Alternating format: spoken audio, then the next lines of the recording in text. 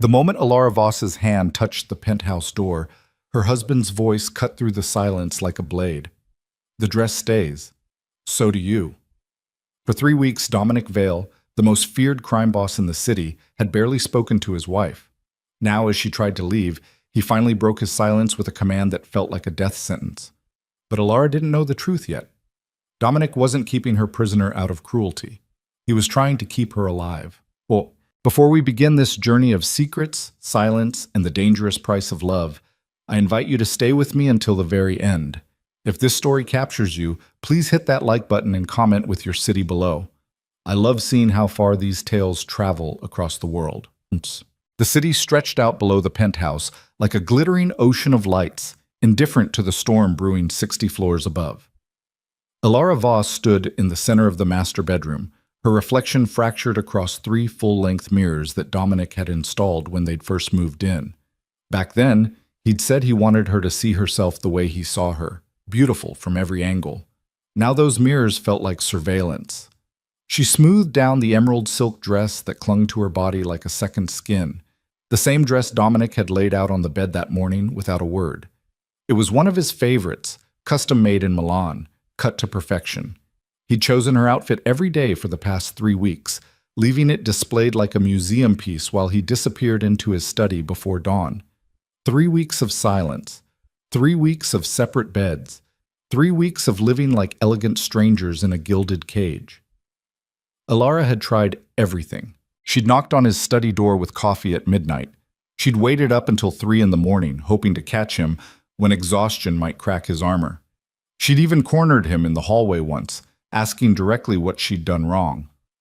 "Nothing," he'd said, his dark eyes sliding past her like she was made of glass. "You've done nothing." Then he'd walked away, leaving her standing there with the word nothing echoing in her chest like a hollow drumbeat. Tonight, something had snapped. She'd found herself packing a small bag, just essentials, nothing dramatic, a change of clothes, her mother's necklace, her phone and charger. She wasn't running away forever. She just needed to breathe air that didn't taste like abandonment. Maybe she'd go to her friend Sophie's apartment across town. Maybe she'd check into a hotel and order room service and cry until her body remembered how to feel something other than this constant, aching confusion. The overnight bag sat on the bed now, a small act of rebellion that felt monumental. Alara slipped on her heels, black, elegant, expensive, and reached for her coat. The penthouse was always precisely climate-controlled, but the October night beyond the windows promised cold. She could see her breath fog the glass when she stood too close, a reminder that there was a real world out there beyond these temperature-regulated walls. She was halfway to the door when she heard it. Footsteps. Slow. Deliberate. Coming from the direction of Dominic's study. Alara's hand froze on the door handle, her heart kicked against her ribs. For 3 weeks, Dominic had moved through this penthouse like a ghost, always just out of reach, always one room away. She'd almost convinced herself he was avoiding her on purpose, timing his movements to ensure they never occupied the same space. But now he was coming. The footsteps stopped just behind her. "Where are you going?" His voice was low, controlled, the same voice that had once whispered promises against her skin in the dark. Now it sounded like a cross-examination. Alara didn't turn around. She kept her eyes on the door, on the brass handle under her palm, on the threshold that represented everything she needed and everything she feared. "Out," she said simply. "It's 11 o'clock at night. I'm aware." In that dress. Now she did turn, slowly, meeting the eyes of the man who'd somehow become a stranger. Dominic Vale stood 10 feet away, hands in the pockets of his tailored black slacks, white shirt open at the collar. He looked like he hadn't slept in days, shadows under his eyes, jaw tight with tension, hair slightly disheveled as if he'd been running his hands through it.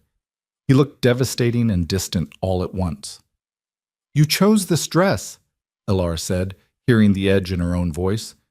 "You've chosen my clothes every morning for 3 weeks, Dominic. So yes, in this dress." Something flickered across his face, pain maybe, or regret, but it vanished so quickly she might have imagined it. "I asked where you're going, and I don't owe you an answer." The words came out sharper than she'd intended, but 3 weeks of silence had sharpened everything inside her into weapons. You don't speak to me for 21 days. You sleep in your study, you leave the room when I enter it, and now you want to interrogate me? Elara. No. She held up a hand, surprised by her own fury. You don't get to say my name like that. You don't get to use that voice, the one that used to mean something. You chose silence, Dominic. You chose distance, so I'm choosing to leave. You're not leaving. The words hung in the air between them, not a request, but a statement of fact.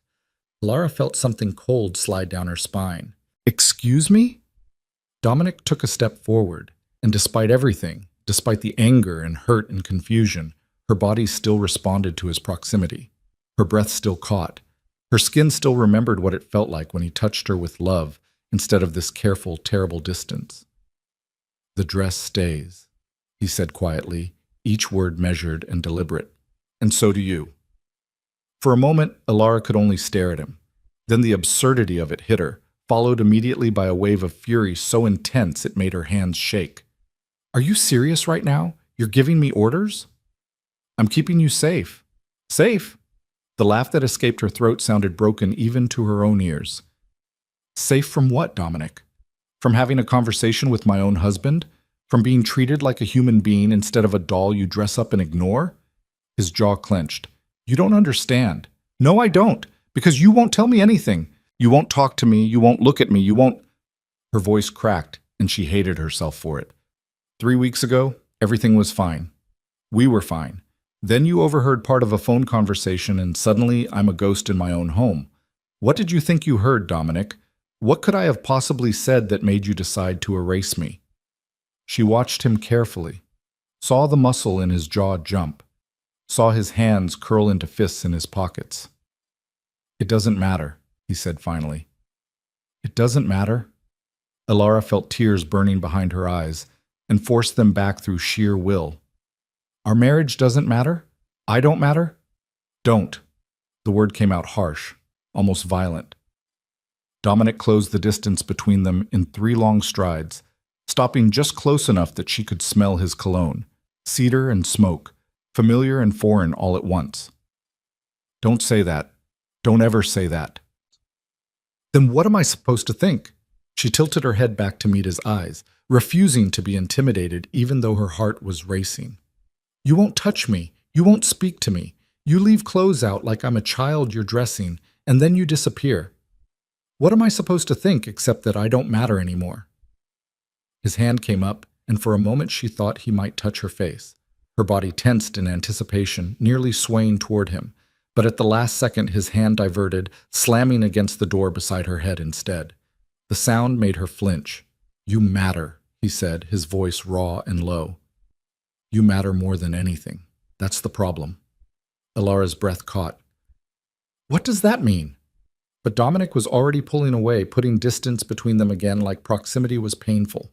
He turned his back to her, one hand coming up to grip the back of his neck in a gesture she recognized, the one he made when he was trying to control something too big to contain.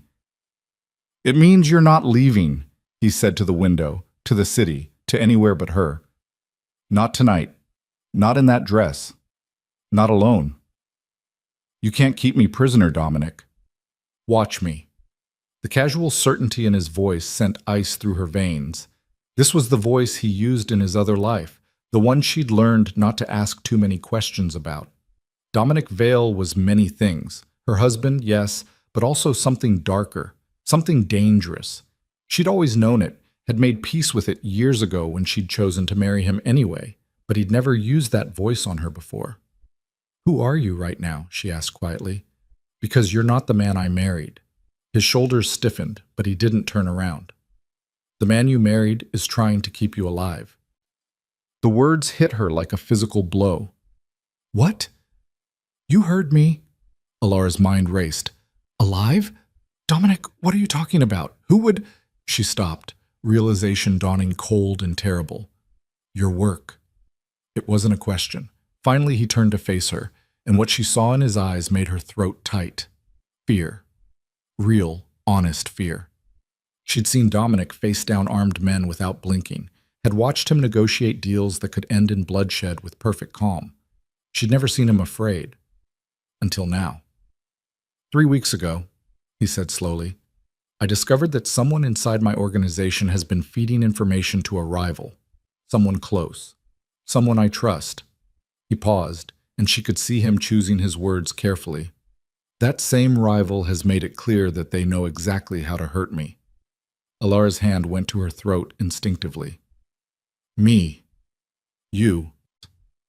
The single word carried the weight of 3 weeks of silence, 3 weeks of distance, 3 weeks of carefully chosen dresses and controlled separation.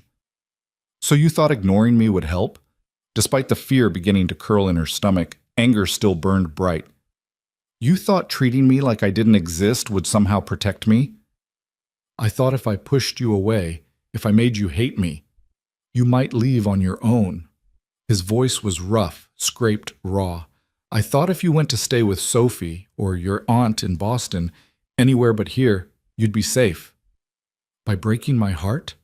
The words came out as a whisper. Dominic's expression cracked just for a moment.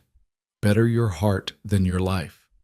They stared at each other across the space of the master bedroom, and Alara felt the ground shifting beneath her feet. Everything she'd thought she knew about the past 3 weeks was rearranging itself into a new, terrible picture. Why didn't you just tell me? She asked. Why didn't you explain? Because you would have insisted on staying. He said it like an accusation and a confession all at once. You would have refused to leave, would have wanted to help, would have put yourself directly in the line of fire, and I can't— His voice broke. I can't lose you, Alara. I can't even entertain the possibility. She took a step toward him, then another. So instead you lost me a different way. You lost us. I know. The admission seemed to cost him. I know. Alara's hand found the edge of the dresser, steadying herself. Her mind was spinning, trying to process everything. Who is it? Who's threatening me? It doesn't matter. It does to me. Alara, stop protecting me from information, she snapped. You want to keep me safe? Then tell me what I'm supposed to be safe from. Give me that much respect. Dominic's eyes searched her face, and she could see the war happening behind them, the desire to shield her battling against her demand for truth. Finally, he spoke. They call him the architect. He's been systematically dismantling everything I've built for the past 6 months, taking my supply lines, turning my people, destroying my legitimate businesses along with the rest. He moved to the window, staring out at the city he'd once controlled with an iron grip. 3 weeks ago, I received a message. A photograph of you at the art gallery opening. You were wearing the blue dress, the one with the silver threading. Alara remembered that night. She'd gone alone because Dominic had canceled at the last minute, claiming business he couldn't avoid. The message said, "Beautiful women make such soft targets," Dominic continued, his reflection in the glass looking like a ghost. Then 2 days later, one of my men was found dead in his car. He'd been my driver for 5 years, loyal, trustworthy. His throat was cut, and there was a note pinned to his chest. Everyone you trust is a door I can open. Alara felt her blood run cold. Oh my God. So yes, I pushed you away. I made you hate me. I thought if you left angry, if our marriage looked broken from the outside, maybe you'd stop being a target. He turned to face her fully. But you didn't leave. You stayed. Every day you stayed, and every day I had to watch you hurt and know I was the one causing it. And every day I was terrified that pushing you away wasn't enough, that he'd kill you just to prove he could. The raw pain in his voice undid something inside her. Alara crossed the room in 4 quick steps and grabbed his face between her hands, forcing him to look at her. You should have told me, she said fiercely. You should have trusted me. I was trying to save you. By destroying us? By making me feel worthless and forgotten? Her thumbs brushed against his cheekbones, and she felt moisture there. Dominic Vale was crying. I would have chosen you anyway, you idiot. I would have chosen to stay and fight. That's what marriage means. You don't understand what these people are capable of. Then explain it to me. Stop treating me like something fragile that needs to be locked away. I'm your wife, Dominic, your partner, not a possession to be protected and hidden. His hands came up to cover hers, pressing her palms more firmly against his face, like he was trying to memorize the feeling of her touch. If something happened to you because of me, his voice broke completely. If they hurt you to get to me, I would burn the entire city down, and it still wouldn't be enough. Nothing would ever be enough. Alara felt tears sliding down her own cheeks now. And if you push me away, if you let fear destroy what we have, then they win anyway. Don't you see that? They don't have to kill me to take me from you. You're doing it yourself. The words hung between them, brutal and true. Dominic pulled her hands away from his face, but he didn't let go. Instead, he pressed her knuckles to his lips, his eyes closing like the touch caused him physical pain. I don't know how to keep you safe and keep you close, he admitted. I don't know how to do both. Then we figure it out together, Alara said firmly. No more secrets, no more distance. You tell me everything, and we face this as partners, actual partners. She watched the internal war play out across his features, the instinct to protect her battling against the desperate need to hold her close. For a long moment, she thought he might pull away again, might retreat back into that terrible silence. But then his forehead dropped to rest against hers, and she felt his breath shut her out. Together, he repeated, the word barely a whisper. Together, she confirmed. They stood like that for a long moment, foreheads pressed together, hands clasped, breathing the same air. Slowly, carefully, like he was approaching something wild that might startle, Dominic's arms came around her waist. Alara melted into him, her own arms wrapping around his neck, holding him as tightly as he held her. I'm sorry, he murmured into her hair. God, Alara, I'm so sorry. I thought I was protecting you, but I was just hurting you instead. You were scared, she said, pulling back enough to look into his eyes. I understand being scared, but you have to promise me, no more shutting me out. Whatever comes next, we face it together. What if facing it together puts you in more danger? What if not facing it together destroys us first? She held his gaze steadily. I'd rather fight beside you and risk everything than live safely without you. That's not living at all. Dominic's thumb traced along her jawline, a touch so gentle it made her ache. When did you get so brave? I married you, didn't I? That took bravery. A small, sad smile tugged at her lips. Staying married to you takes even more. He huffed out something that might have been a laugh or a sob. I don't deserve you. Probably not, but you have me anyway. She took a deep breath. So tell me everything. Who is the architect?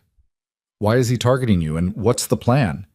Dominic's arms tightened around her waist for a moment before he stepped back, though he kept one hand linked with hers like he couldn't bear to fully let go. He led her to the sitting area by the window, and they sat on the leather sofa that had cost more than most people's cars.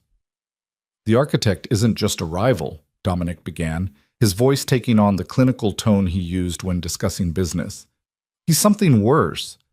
For the past decade, I've built my organization on a specific code. No drugs in schools, no human trafficking, no violence against civilians. I've diversified into legitimate businesses, using my connections to create legal income streams. I'm not clean, Alara. I'll never be clean. But I've tried to be better than what I came from. Alara nodded. She'd known all of this, had made peace with the shades of gray her husband occupied. The architect has no such code, Dominic continued. He deals in everything I won't touch. He's been trying to take over my territory for months, but it's not just about business. It's personal. Why? Dominic's jaw clenched. Because 7 years ago, I killed his brother. The words landed between them like stones. His brother was a monster, Dominic said quickly. He was running a trafficking ring out of the harbor. Young girls, some of them just children. I couldn't stomach it. I gave him a chance to shut it down and walk away. He laughed in my face, so I ended it. I ended him. Alara processed this slowly, and now he wants revenge. He wants to take everything from me the way I took his brother from him. My business, my reputation, my people. Dominic's hand tightened around hers. You. How do you know it's him? Have you met him? No one's met him. That's the point. He works through intermediaries, uses proxies, hides behind layers of insulation. We don't even know his real name.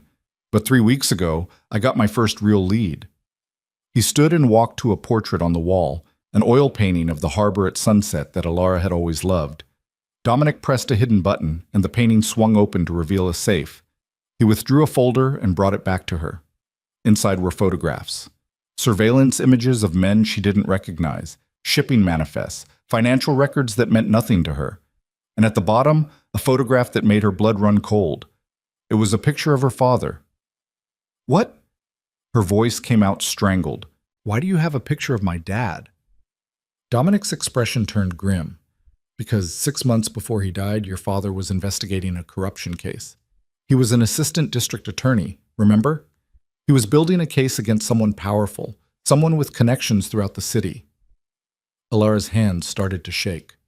Her father had died 8 years ago in what the police had ruled a random mugging gone wrong. He'd been shot 3 times in an alley behind the courthouse. They'd never found who did it. "You think the architect killed my father?" "I think your father was getting too close to something dangerous, and I think someone had him eliminated to protect their interests. The timeline matches. The MO matches. And if I'm right," Dominic's voice roughened with emotion, "if I'm right, then I've known the man who killed your father has been operating in this city for years. And I didn't know. I couldn't connect the dots until 3 weeks ago when one of my sources gave me a name that appeared in your father's case files." Alara felt like the room was tilting. "What name?" "Marcus Vale." The world stopped. "Your uncle?" Alara whispered. "Your father's brother? But he died years ago. You told me he died before we even met." "That's what I thought. That's what everyone thought." Dominic's face was carved from stone. "But I've spent the past 3 weeks chasing ghosts, and I think Marcus faked his death. I think he's been building his empire in the shadows while I was building mine in the light. And I think when I killed his partner 7 years ago, the trafficker, I didn't know I was signing my own death warrant. I didn't know I was painting a target on everyone I love." Alara couldn't breathe. The information was too much, too big, too terrible. Her father, Dominic's uncle. A web of revenge and death spanning years. "If he's your uncle," she said slowly, "if he's family, then he knows everything about you. He knows your habits, your weaknesses, you," Dominic finished. "He knows about you. And that's why I had to push you away. Because if Marcus is the architect, then he's been watching me for years, waiting for the perfect moment to strike. And the perfect moment is when I'm happiest, when I have the most to lose." He knelt in front of her, taking both her hands in his. "3 weeks ago, I realized that loving you made you a target. That our marriage, our happiness, all of it was ammunition he could use against me. So I thought if I could make it look broken, make it seem like you meant nothing to me anymore, maybe he'd lose interest. Maybe he'd focus his revenge on me and leave you alone." Tears streamed down Alara's face. "But it didn't work." "No, because 2 days ago I received another message." He reached into his pocket and pulled out his phone, showing her a text message from an unknown number. "Pushing her away won't save her. Nothing will save her. I'll take her when I'm ready, and you'll watch, just like I watched you take my brother. Count the hours, Dominic. They're running out." Alara felt ice in her veins. "When did you get this?" 48 hours ago. I've had 3 teams trying to trace it. It bounced through 17 different servers across 4 continents. Whoever sent it knows what they're doing. And you've been dealing with this alone." It wasn't a question. "I couldn't risk telling anyone. If Marcus has someone inside my organization, then everyone is a potential threat. Even the people I trust most could be feeding him information." Alara stood, her mind racing. "So what's the plan? Because there has to be a plan. You wouldn't just be waiting for him to make his move." A ghost of a smile touched Dominic's lips. "There's my girl, always thinking 3 steps ahead. Don't patronize me. What's the plan?" Dominic stood as well, and she saw the shift happen in real time. The vulnerable, frightened husband transforming into the calculating crime boss who'd built an empire. "The plan is to draw him out. I've been leaving breadcrumbs for weeks, creating opportunities for him to think he's winning. I've let him take some of my smaller operations, let him think I'm weakening, losing control. And tomorrow night I'm making a move that will force his hand." "What move?" "I'm transferring operational control of my legitimate businesses to you." Alara blinked. "What?" "It's the perfect bait. If Marcus thinks I'm trying to protect my assets by putting them in your name, he'll have to make a move. Either he'll try to use you to get to those assets, or he'll try to eliminate you to destroy them. Either way, he'll have to come out of the shadows. You're using me as bait, Ilara said slowly. I'm making him think I'm using you as bait, Dominic corrected. In reality, you'll be the safest person in the city. I'll have protection on you so tight that Marcus won't be able to get within 100 feet without me knowing. And when he makes his move, I'll be ready. Ilara processed this, her mind working through the angles. And what if he doesn't take the bait? What if he sees through it? Then we move to plan B. Which is? Dominic's expression turned dark. I stop playing defense and burn his entire operation to the ground, piece by piece, until he has no choice but to face me directly. She should have been terrified. Any sane person would have been terrified.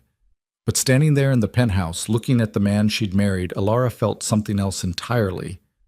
Clarity. I want in, she said firmly. Not as bait, not as someone to be protected, as an actual partner in this. Ilara, you said yourself I'm already a target. You said he's already planning to use me against you, so stop trying to shield me and let me help. I'm not just your wife, Dominic. I'm not just some helpless civilian. My father was a prosecutor. I grew up understanding how these games work. Use that. She watched him struggle with it, saw the war between his protective instincts and his respect for her intelligence. If I let you in, he said carefully, you follow my lead. You don't take risks. You don't go off script. Agreed. And if at any point I think you're in real danger, you do exactly what I tell you. No arguments. Within reason. Ilara. Within reason, Dominic. I'm not agreeing to blind obedience, but I will agree to trust your judgment in the moment. He studied her face for a long moment, and she could see him recalculating, adjusting his plans to include her as an active participant rather than a passive victim. Finally, he nodded. Okay, we do this together. But starting now, no more secrets. I tell you everything, and you tell me everything. Complete transparency. Starting now, Ilara agreed. She took a deep breath. So, what's our first move? Dominic glanced at the clock on the mantel. Right now, it's almost midnight. Tomorrow we have a meeting with my lawyers to start the transfer of assets. That's the public move, the one that will get Marcus's attention. But tonight, he moved to his study, gesturing for her to follow. The study was pure Dominic, dark wood, leather furniture, floor-to-ceiling bookshelves filled with first editions. But now she noticed details she'd overlooked before. The laptop on the desk with multiple screens, the encrypted phone sitting beside it, the wall safe hidden behind a panel of books. Tonight we prepare, Dominic said. He pulled out a chair for her at the desk. I need you to learn everything about my organization, the people, the structure, the legitimate businesses, and the less legitimate ones. You need to understand how it all connects, where the weak points are, who I trust, and who I don't. Ilara sat, her heart pounding with a mix of fear and exhilaration. How long do we have? Based on the pattern of his previous moves? 3 days? Maybe 4. He likes to work during events, using crowds and chaos as cover. Dominic opened a locked drawer and pulled out a thick folder. This is everything: names, faces, operations, financials. It's a complete map of everything I've built. He set it in front of her, and the weight of it, both literal and metaphorical, wasn't lost on her. If you're doing this, he said quietly, if you're really doing this with me, then you need to know it all, the good and the bad, the legal and the criminal, all of it. Ilara opened the folder and began to read. Numbers, names, photographs, organizational charts. It was overwhelming and intricate and absolutely fascinating. She'd always known Dominic ran a complex operation, but seeing it laid out like this was different. It was bigger than she'd imagined, more sophisticated, more dangerous. And somewhere in this web of connections and power, there was a traitor feeding information to a ghost who wanted them both dead. Hours passed. Dominic sat beside her, explaining connections, answering questions, filling in the blanks that the documents couldn't convey. He showed her the legitimate businesses, real estate developments, import/export companies, nightclubs and restaurants. Then he showed her the other side, the gambling operations, the money laundering fronts, the protection rackets. I've been moving away from this, he said, pointing to the criminal enterprises. Slowly, carefully, trying to go legitimate without triggering a war. Another 5 years and I'd be completely clean, or as clean as someone with my history can ever be. Does Marcus know that? Alara asked. I think that's part of why he's moving now. If I successfully transition to legitimate business, I become untouchable in ways he can't match. I'd have the law on my side instead of hunting me. He'd lose his window for revenge. Alara studied a photograph of a younger Dominic with an older man who had the same dark eyes, the same sharp jawline. Is this him? Is this Marcus? Yes. That was taken at my father's funeral, 15 years ago. Marcus was his younger brother. They'd built the original organization together, but Marcus was always the wilder one. More violent, more unpredictable. When my father died and left everything to me instead of splitting it between us, Marcus disappeared. We found his car at the bottom of the harbor 3 months later. There was blood, signs of a struggle. We assumed he'd been killed by rivals. But he faked it. Apparently. And while I was building my empire in the light, he was building his in the shadows, learning, planning, waiting for the perfect moment to take everything I love. Alara looked up from the photograph to meet Dominic's eyes. He won't succeed. How can you be so sure? Because he spent years planning his revenge, but he doesn't understand the one thing that makes you different from him. She reached out and took Dominic's hand. You learned to love. You built something real, not just an empire, but a life. That makes you stronger, not weaker. He can't see that because he's driven by hatred, but we're driven by something bigger. Dominic brought her hand to his lips, pressing a kiss to her knuckles. How did I get this lucky? You didn't. You earned it, by being better than what you came from, by choosing to change. She smiled slightly. And by choosing me. Best decision I ever made. They worked through the night, and as dawn began to paint the sky in shades of pink and gold, Alara felt something shift inside her. The fear was still there. It would be stupid not to be afraid. But it was tempered now by purpose, by partnership. She understood the stakes. She knew the dangers, and she was choosing to face them anyway, standing beside her husband instead of running from the shadows that chased them both. We should get some sleep, Dominic said finally, closing the last folder. Tomorrow's going to be intense. But neither of them moved toward the bedroom. Instead, they stayed in the study, Alara's head on Dominic's shoulder, his arm around her waist, watching the sun rise over the city that held their future and their greatest threat. Dominic? Alara said softly. Thank you for telling me. Thank you for trusting me with this. His arm tightened around her. Thank you for staying, for not running when I gave you every reason to. Where would I go? She tilted her head to look up at him. You're my home. This marriage, this partnership, it's my home. I'm not giving that up without a fight. Then we fight, Dominic said, his voice carrying the weight of a vow. Together. Together, Alara echoed. As the sun continued its ascent, painting their faces in golden light, neither of them spoke about the deadline ticking away in the background, about the ghost who wanted them dead, about the impossible odds they faced. Instead, they sat in silence, holding each other, gathering strength from the warmth of shared presence. Whatever came next, betrayal, violence, revelation, they would face it as they should have faced everything from the beginning, not as protector and protected, not as boss and possession, but as equals, as partners, as two people who'd chosen each other and would keep choosing each other, no matter how high the cost. The penthouse had transformed overnight from a prison of silence into a war room of shared purpose. And somewhere out in the city, a ghost was planning his next move, unaware that his targets had stopped running and started fighting back. The game had changed, and Alara Voss, the woman who'd spent 3 weeks feeling invisible, was about to become the most important player on the board. The morning broke sharp and cold, the kind of October day that promised winter wasn't far behind. Alara stood in front of the bathroom mirror, studying her reflection with new eyes. The emerald dress from last night hung in the closet, replaced now by a charcoal suit that Dominic had pulled from her wardrobe, something she'd bought months ago for a charity board meeting and never worn. You chose this? She'd asked when she found it laid out on the bed. You chose it, he'd corrected, his voice still rough from lack of sleep. I'm just suggesting you wear it today. There's a difference.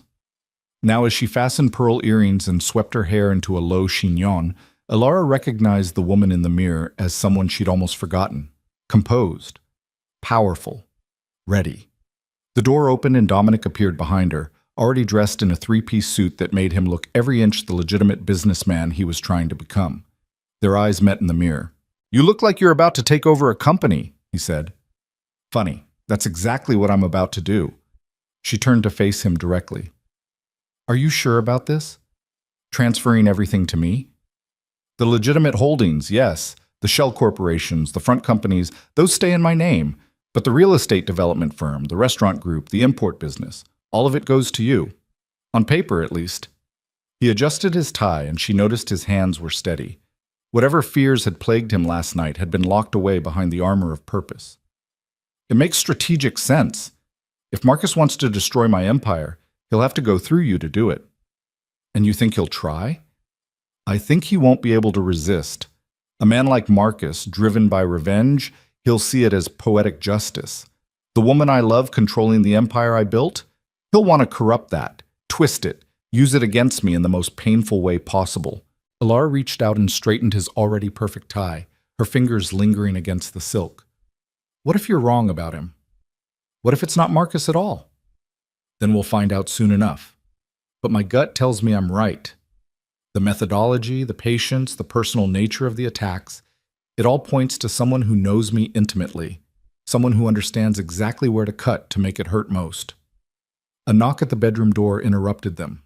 Dominic's hand went instinctively to the small of his back, where Elara now knew he kept a gun, one of many revelations from last night's crash course in her husband's darker world. "It's just Marco," Dominic said, relaxing slightly. "I told him to meet us here before the lawyer's office." "Should I know Marco?" "You've met him. Big guy, scar over his left eye. He usually stands by the kitchen at our events, pretending to be catering staff." Elara blinked. "The man who brought me champagne at our anniversary party is your security?" "One of many. I've had people watching you for months, Elara. You were never as alone as you felt." The words should have been comforting, but something in his tone made them sound like a confession. "I know that's invasive. I know it's controlling. But I needed to know you were safe, even when I couldn't be near you." "We're going to have a long conversation about boundaries when this is over," Elara said firmly. "But right now, let Marco in. We have work to do." Dominic opened the door to reveal a mountain of a man who somehow moved with surprising grace. Marco's face split into a genuine smile when he saw Elara. "Mrs. Vale, good to see you looking well." "Marco, I understand you've been following me around the city with champagne and surveillance equipment." To his credit, Marco didn't even flinch. "Just doing my job, ma'am." "Which is?" "Keeping you alive." He said it simply, like it was the most obvious thing in the world. "Mr. Vale's orders. You're the priority." Elara glanced at Dominic, who had the grace to look slightly uncomfortable. "The priority above what?" "Above everything," Marco said. "Above the business, above the territory, above Mr. Vale himself if it came to it. Those were the standing orders from day one of your marriage." Something warm and painful twisted in Elara's chest. She'd spent 3 weeks feeling abandoned, not realizing that even in his silence, Dominic had been orchestrating an entire network of protection around her. "Thank you, Marco," she said quietly, "for keeping me safe even when I didn't know I needed it." Marco nodded, then turned his attention to Dominic. "We've got a problem." The warmth in the room evaporated instantly. Dominic's entire posture shifted, becoming harder, more focused. "What kind of problem?" "The kind that requires a secure line." Marco glanced meaningfully at Elara. "She's in now," Dominic said firmly. "Whatever you need to say, you say in front of both of us. No more secrets." Marco's eyebrows rose slightly, but he nodded. "Your call, boss. We found the leak." Elara felt Dominic tense beside her. "Who?" "Tommy Chen, your accountant." The name hung in the air like a death sentence. Elara remembered Tommy, young, ambitious, brilliant with numbers. Dominic had hired him fresh out of MYT 3 years ago, had mentored him, trusted him with the most sensitive financial information. "You're sure?" Dominic's voice was dangerously calm. Caught him on wire last night making a call to a burner phone. We traced the phone to a location that's been linked to 3 other suspicious meetings over the past month. He's been feeding someone information about your accounts, your holdings, your movements. Has he been contained? He's in the basement of the warehouse on 5th, waiting for you. Alara watched the exchange, her mind racing. What does contained mean? Marco and Dominic exchanged a look. Finally, Dominic turned to her. It means Tommy is secured in a location where he can't run, can't communicate with anyone, and can't hurt himself before I get answers from him. You're going to interrogate him. Yes. Violently? Dominic's jaw clenched. If necessary. Alara processed this, feeling the weight of the world she'd truly entered settling onto her shoulders. This wasn't theory anymore. This was real. The actual mechanics of how Dominic's empire functioned when the veneer of civilization was stripped away. I'm coming with you, she said. Absolutely not. You said no more secrets. You said we're partners, so I'm coming. Alara, this isn't... Dominic stopped himself, clearly struggling. This is the ugly part. The part I've always tried to keep you away from. You don't need to see this. But I need to understand it. She held his gaze steadily. You told me last night that I need to know everything about your organization. Well, this is part of it. The part that happens when someone betrays you. I need to see it. I need to understand what we're really dealing with. Marco coughed awkwardly. Boss, we're on a timeline here. The lawyer's office is expecting you in 2 hours. Dominic looked at Alara for a long moment, and she could see him warring with himself. Finally, he nodded slowly. You stay back. You don't speak unless I ask you a direct question.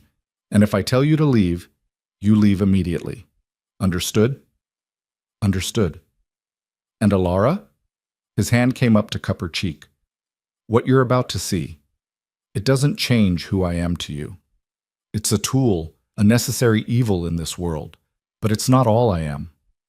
I know, she said softly. I've always known you had edges I couldn't see.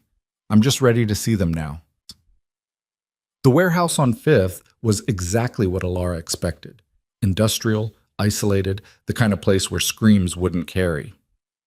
Marco led them through a side entrance, past rooms filled with legitimate inventory from one of Dominic's import businesses, down a set of concrete stairs into a basement that smelled like oil and fear. Tommy Chen sat in a metal chair in the center of an empty room, his hands zip-tied behind his back, his face already showing signs of rough handling. 2 more of Dominic's men stood guard by the door, their faces carefully neutral. When Tommy saw Dominic, something crumpled in his expression. Mr. Vale? I can explain. I haven't asked you to explain yet. Dominic's voice was arctic. He shrugged out of his suit jacket and handed it to Marco, then rolled up his shirt sleeves with methodical precision. When I want your explanations, I'll request them. Until then, you sit quietly and think very carefully about how you want this conversation to go. Alara positioned herself against the far wall, trying to keep her expression neutral even though her heart was hammering. This was a Dominic she'd never seen before, cold, controlled, radiating threat like heat from a furnace. How long? Dominic asked, circling Tommy's chair slowly. I don't... The slap came so fast Alara almost missed it. Tommy's head snapped to the side, blood appearing at the corner of his mouth. How long have you been feeding information to Marcus Vale? Tommy's eyes went wide with shock. I don't know anyone named Marcus. Another slap, harder this time. Alara forced herself not to flinch, forced herself to watch and understand. This was the reality of the world Dominic inhabited. Violence as communication, pain as currency. Let's try a different approach, Dominic said, his voice almost gentle now, which somehow made it worse. You're a smart kid, Tommy. MIT, top of your class, brilliant financial mind. So you're smart enough to know that I already have proof of your betrayal. Marco caught you on wire. We've traced your calls. We know you've been leaking information. The only question now is why, and more importantly, to whom? Tommy's breath came in ragged gasps. They have my sister. The words fell into the room like stones into still water. Dominic stopped circling. Explain. 3 months ago, my sister Lisa, she was grabbed on her way home from work. I got a call that night. A man, voice disguised, said they had her.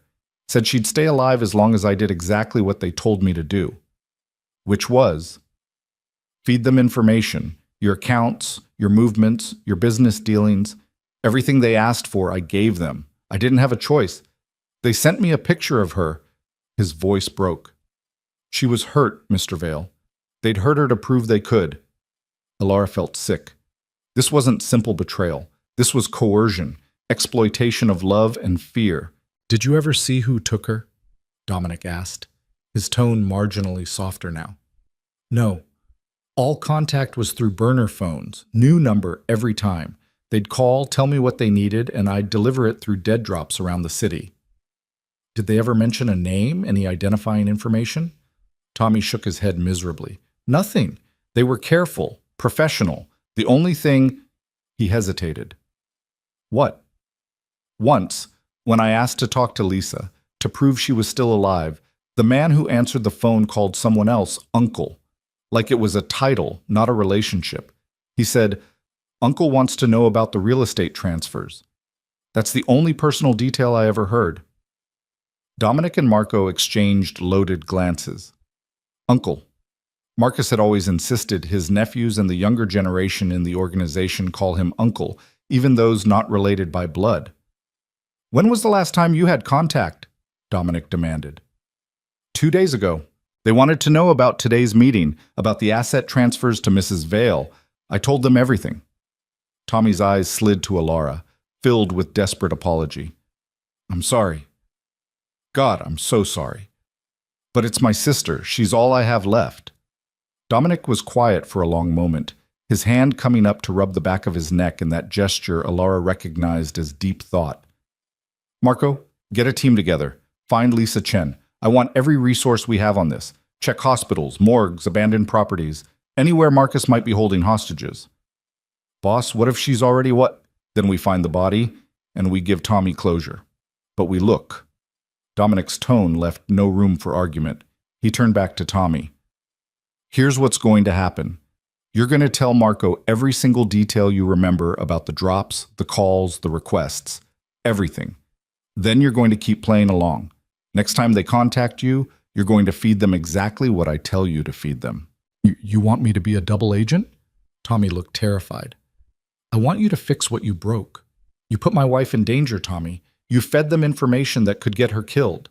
So yes, you're going to help me turn this around, and you're going to pray we find your sister alive. Because if we don't... Dominic leaned in close.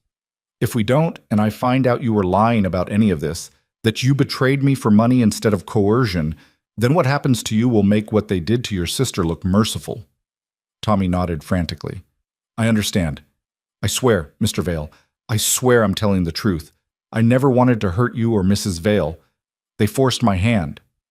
Marco, take him upstairs, get everything he knows, then keep him comfortable but secured until I decide what to do with him. As Marco and his men escorted Tommy out, Dominic finally turned to face Alara. She could see the tension in every line of his body, could see him bracing for her reaction. You hit him, she said quietly. Yes. Would you have done worse if he hadn't cooperated? Yes. No hesitation, no apology. Alara moved closer, studying her husband's face. But you stopped when you understood he was a victim too. Victimhood doesn't excuse betrayal, but it does contextualize it. Dominic's eyes searched hers. Are you going to tell me you can't handle this? That you want out? No, I'm going to tell you that you need to find Lisa Chen. If she's alive, you bring her home. If she's dead, you make sure whoever killed her pays for it. That's what a good man does, Dominic. And despite everything, despite the violence and the threats and this whole dark world you live in, you're still a good man. Something in his expression cracked. You say that now, but you saw what I'm capable of.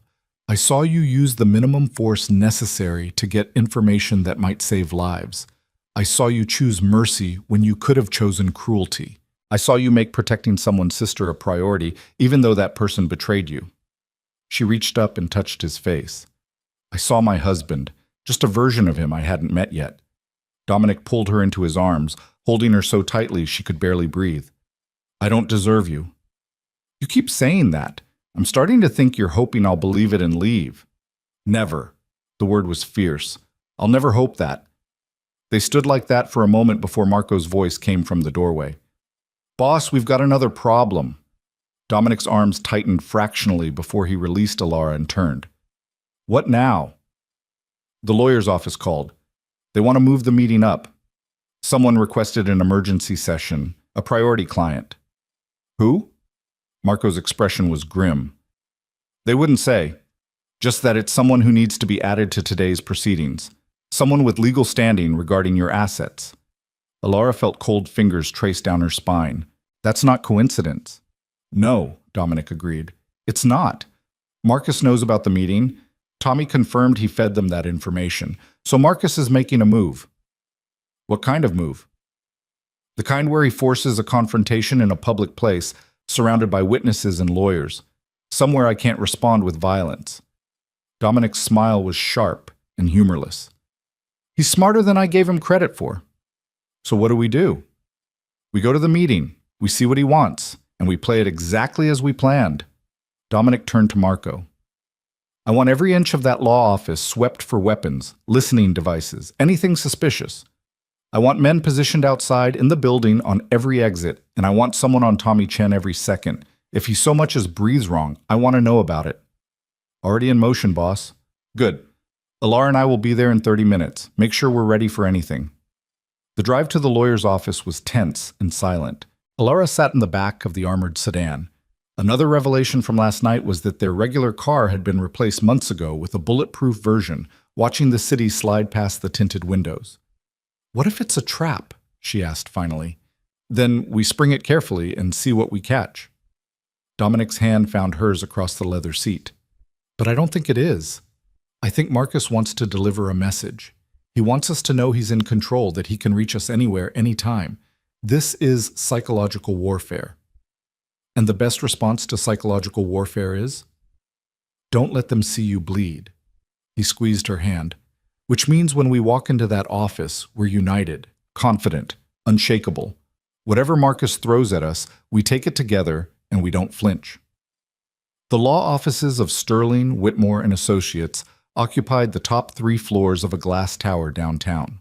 Alara had been here once before, years ago, when Dominic had insisted she sign a prenuptial agreement.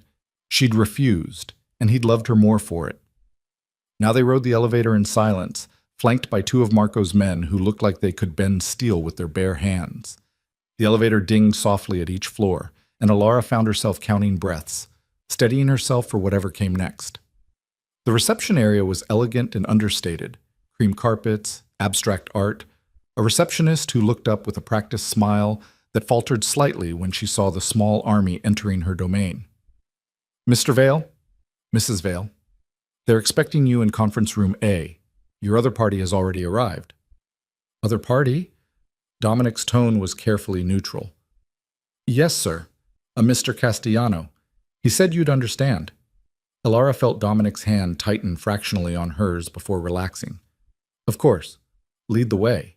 Well, conference room A was all windows and polished mahogany, with a view that stretched across the city to the harbor beyond. Seated at the far end of the conference table was a man Alara had never seen before.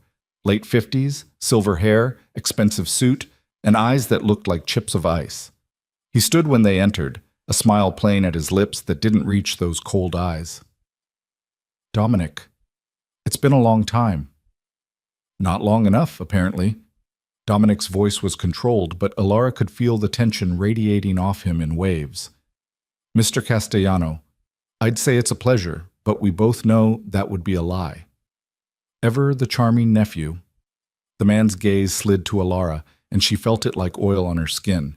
And this must be the famous Alara, so lovely to finally meet the woman who's captured my nephew's heart so completely.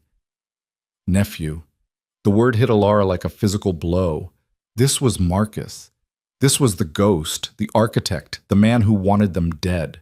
And he was sitting in their lawyer's office, smiling like this was a social call. Uncle Marcus, Dominic said, and the word dripped with venom. I thought you were dead. Reports of my demise were greatly exaggerated, as they say. I found it useful to be dead for a while. Gave me time to think, to plan, to watch you build your little empire on the foundation our family created. The foundation you abandoned when you faked your death and left us to believe you'd been murdered. Marcus shrugged elegantly. Semantics. The point is, I'm back now, and I've filed a legal claim to half of everything you own based on my original partnership with your father. Seems only fair, doesn't it? Family should share. The lawyer, a nervous-looking man named Peterson, cleared his throat. Mr. Vale, Mr. Castellano has provided documentation showing that he and your late father were equal partners in the original business ventures. If these documents are legitimate, he may have standing to claim a percentage of assets derived from those original ventures. Those original ventures were criminal enterprises that no longer exist, Dominic said flatly. Everything I've built has been separate from that foundation. Has it, though? Marcus leaned back in his chair, utterly relaxed. Your first million came from your father's accounts. Your initial contacts, your suppliers, your network, all inherited from the empire he and I built together. You've simply rebranded, modernized, but the roots are the same. Alara watched this exchange with growing understanding. This wasn't about money. Marcus didn't need Dominic's fortune. This was about power, about proving a point, about twisting the knife. What do you really want? She heard herself say. Both men turned to look at her. Dominic squeezed her hand in warning, but she pressed on. This isn't about legal claims or business partnerships. You didn't fake your death for 15 years just to come back and file paperwork. So what do you actually want? Marcus's smile widened, and for the first time it reached his eyes. The effect was chilling. Smart girl. Dominic always did have excellent taste. He leaned forward, lacing his fingers together on the polished wood. What I want, dear Alara, is very simple. I want my nephew to understand what it feels like to lose everything, his business, his reputation, his power, his security, and most importantly, those ice-chip eyes locked on her. His family. The threat hung in the air, naked and undeniable. Dominic moved so fast Alara barely registered it. 1 second he was seated beside her, the next he had Marcus pinned against the window, forearm across the older man's throat. You threaten her again, Dominic snarled, and I'll kill you right here in front of witnesses and lawyers, and I won't lose a single night's sleep over it. Dominic! The lawyer was on his feet, looking panicked. Please, this is a professional— Shut up, Peterson. Marco had appeared in the doorway, hand inside his jacket. 2 more men flanked him. Marcus, despite being pinned and clearly struggling to breathe, was still smiling. See? This is what I wanted you to understand, nephew. You pretend to be civilized, to be legitimate, to be better than what we were. But underneath it all, you're still the same violent animal our family raised. You can't escape it. And that violence, that darkness, it's going to destroy everything you love. Alara's voice cut through the tension like a blade through silk. Dominic, let him go. For a heartbeat, she thought he wouldn't listen. Dominic's forearm pressed harder against Marcus's throat, his entire body coiled with barely restrained violence. The room held its breath. Dominic, she said again, softer this time. This is what he wants. Don't give it to him. Slowly, incrementally, Dominic eased back. Marcus slumped against the window, one hand going to his throat, that terrible smile never wavering. Listen to your wife, nephew. She's smarter than both of us. Marcus straightened his tie with deliberate movements. And she's right. This is exactly what I want. To prove that no matter how many legitimate businesses you buy, no matter how many charity galas you attend, you're still just a thug in an expensive suit. Dominic returned to his seat beside Alara, but she could feel the fury radiating off him in waves. Her own heart hammered against her ribs, but she kept her expression carefully neutral. Marcus was watching them both, studying their reactions like a scientist observing an experiment. Mr. Peterson, Alara said, turning to the ashen-faced lawyer, what exactly does Mr. Castellano's claim entail? Peterson shuffled papers with trembling hands. He's filed for equitable distribution of assets based on the original partnership agreement between himself and the late Antonio Valle. If the court finds in his favor, he could be entitled to up to 50% of holdings that can be traced back to that original enterprise. Which would be what exactly? That's the complicated part, Mrs. Vale. Mr. Castellano's legal team has argued that virtually every asset your husband currently holds can be traced back, through various financial transactions, to seed money from the original partnership. They've constructed a rather elaborate paper trail suggesting that even your husband's most recent legitimate acquisitions are fruit of the poisonous tree, so to speak. Except that's not how asset law works, Alara said calmly. Years of listening to her father discuss cases at the dinner table were paying dividends now. If the original enterprise was criminal in nature, it can't form the basis for a legitimate legal claim. Mr. Castellano would essentially be asking the court to recognize and validate illegal activity. No judge would touch it. Marcus's smile sharpened. Unless I've already negotiated immunity for that original enterprise, which I have. Took some doing, but I've written agreements from the district attorney's office that, in exchange for testimony about certain past criminal activities, none of which implicate me directly, of course, I'm protected from prosecution, which means those original ventures can now be examined legally. The implications crashed over Alara like cold water. You made a deal. You're testifying against Dominic. Against the organization, technically, but yes, I've given them names, dates, transactions, enough to build cases against a dozen different people. Dominic's name appears in those testimonies naturally. After all, he inherited the empire. Marcus examined his manicured nails. The immunity deal also happens to legitimize my claim to the assets. Clever, isn't it? Dominic had gone very still beside her, the kind of stillness that preceded explosions. You're destroying everything. Everyone who ever worked with our family. Everyone who trusted us. You're burning them all to get to me. Yes. Marcus said it simply, without shame or hesitation. That's exactly what I'm doing. The question is, what are you going to do about it? Alara felt the pieces clicking into place in her mind. The asset transfer to me. You knew about it because of Tommy Chen. That's why you moved the meeting up, why you filed your claim now. You wanted to be here when we tried to protect the holdings. Gold star for the lady. Marcus stood, buttoning his suit jacket. You see, if Dominic transfers assets to you today, it could be viewed as an attempt to hide marital property from a legitimate legal claim, which would give me grounds to challenge the transfer. But if he doesn't transfer them, well, then they remain vulnerable to my lawsuit. Either way, I win. This isn't about the money, Dominic said, his voice dangerously quiet. You don't need it. You've built your own empire. This is about revenge. Of course it's about revenge. For the first time, real emotion cracked through Marcus's polished exterior. You killed my partner. You killed Vincent like he was nothing, like his life meant nothing. So yes, I want revenge. I want you to know what it feels like to have everything you love ripped away. Vincent was running a trafficking ring. He was selling children, Marcus. Children. He was my family. Marcus's hands clenched into fists. The only family I had left after your father chose you over me. After he built his empire and left me scraps, Vincent and I built something real, something powerful, and you destroyed it because of some misguided sense of morality. I destroyed it because it was evil. Dominic rose slowly to his feet. And if you can't see the difference between running a criminal enterprise and selling human beings, then you're more broken than I thought. Broken? Marcus laughed, a sound like breaking glass. I'm not the one pretending to be something I'm not. At least I'm honest about what I am. You dress up your violence in three-piece suits and charitable donations, but we both know the truth. You're your father's son, Dominic. You're exactly what he made you. Alara watched her husband absorb those words, watched them land like physical blows.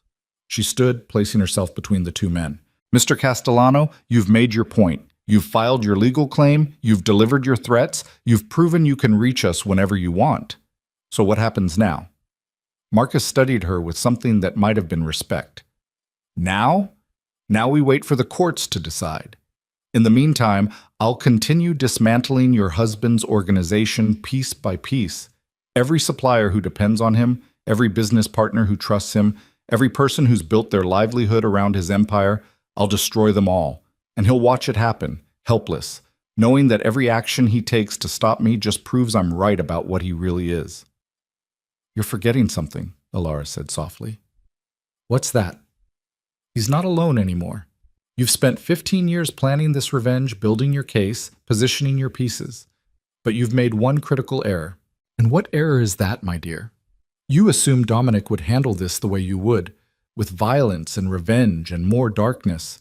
You assumed he'd become the monster you want him to be. Alara felt Dominic's presence at her back, solid and steady. But I won't let that happen. We'll fight you, Mr. Castellano. We'll fight you in court, in business, in every legitimate arena available. And we'll win because, unlike you, we're not fighting to destroy. We're fighting to protect what we've built together. Marcus's expression shifted, became calculating. How noble. And when I take everything from you anyway, when the courts side with me, when Dominic's people turn on him to save themselves, when you're left with nothing, what then? Then we'll rebuild, Alara said simply. Together. Because that's what you don't understand. Dominic's empire isn't his power. His relationships aren't his strength. I am. We are. And you can't destroy that with lawsuits and revenge schemes. For a long moment, Marcus just stared at her. Then his smile returned, colder than ever. We'll see about that. Enjoy the confidence while it lasts, Alara. It makes the fall so much sweeter. He nodded to Peterson. My lawyers will be in touch about the next steps. I trust you'll file the appropriate motions? Peterson nodded weakly. Yes, Mr. Castellano. Marcus walked to the door, then paused. Oh, and Dominic? About that accountant of yours, Tommy Chen. Tell him I'm sorry about his sister. She really did scream beautifully before the end. The words hung in the air like poison. Dominic moved, but Alara was faster. She grabbed his arm with both hands, anchoring him in place, even as every muscle in his body screamed for violence. He's lying, she said urgently. He's trying to provoke you. Don't let him. Lisa Chen is dead, Marcus continued, clearly enjoying himself now. Has been for 2 months. We just kept Tommy believing she was alive, so he'd keep cooperating. The human capacity for hope is really quite remarkable. Marco. Dominic's voice was a barely controlled growl. Escort Mr. Castellano out of the building, now! Marco materialized at Marcus's elbow, his massive hand closing around the older man's arm. Let's go. Marcus allowed himself to be guided toward the door, but his eyes never left Dominic's. See you soon, nephew. Give my regards to your lovely wife. I do hope she survives what's coming. The moment the door closed behind them, Dominic's control shattered. His fist slammed into the conference table with enough force to crack the wood. Peterson yelped and scrambled backward. Get out, Dominic snarled at the lawyer. Now! Peterson fled, leaving Dominic and Alara alone in the wreckage of Marcus's visit. He killed her, Dominic said, his voice raw. He killed an innocent woman, just to manipulate Tommy into betraying me. She was leverage, nothing more. Just a tool to use and discard. Alara's heart ached for the girl she'd never met, for Tommy, who'd sacrificed everything for a sister already lost. We don't know for sure, Marcus could be lying. He's not. I could see it in his eyes. He was telling the truth about that, at least. Dominic turned to face her, and the pain in his expression nearly broke her. This is what I didn't want you to see. This is the world I live in, Alara. A world where innocent people die because monsters use them as weapons against each other. Then we make sure no one else dies. Alara moved to him, taking his face in her hands. We find Lisa Chen if she's alive. And if she's not, we make sure Marcus pays for what he's done. Within the law, you mean, using legitimate channels. The words tasted bitter in Dominic's mouth. Yes, because if you go after him with violence, you prove him right. You prove that you're exactly what he says you are. Her thumbs brushed against his cheekbones. But if we beat him legally, if we dismantle his claims and protect your people through the courts, then we prove you've actually changed. We prove the past 15 years meant something. Dominic's hands came up to cover hers. And if the legal route doesn't work, if Marcus's immunity deal holds up, if the courts side with him, then we adapt. We find another way. But we do it together, and we do it without becoming the monsters he wants us to be. A knock at the door interrupted them. Marco entered, his expression grim. Boss, we have confirmation. Lisa Chen's body was found 3 weeks ago in a vacant lot in Brooklyn. Dental records just came back. It's definitely her. She'd been dead approximately 6 weeks when they found her. Dominic closed his eyes. Does Tommy know? Not yet. Thought you'd want to tell him yourself. Yeah, I do. Dominic straightened, and Alara watched him visibly compartmentalize the pain, locking it away behind the armor of necessity. What else? Marcus left the building. We tracked him to a hotel downtown, the Meridian, penthouse suite registered under the name Vincent Castellano. Vincent, his dead partner's name. He's not even hiding his motivations anymore. Dominic ran a hand through his hair. What about the legal claim? Is it legitimate? Our lawyers are reviewing the documents now. Initial assessment is that it's more complicated than we'd like. Marcus's immunity deal does potentially legitimize his claim to the original partnership assets. Question is, how much of your current holdings can be traced back to that foundation? Most of it, Dominic admitted. My father's initial capital seeded everything I built. I've tried to diversify, to create legitimate revenue streams, but the roots are still there. So Marcus could actually win. Alara said it as a statement, not a question.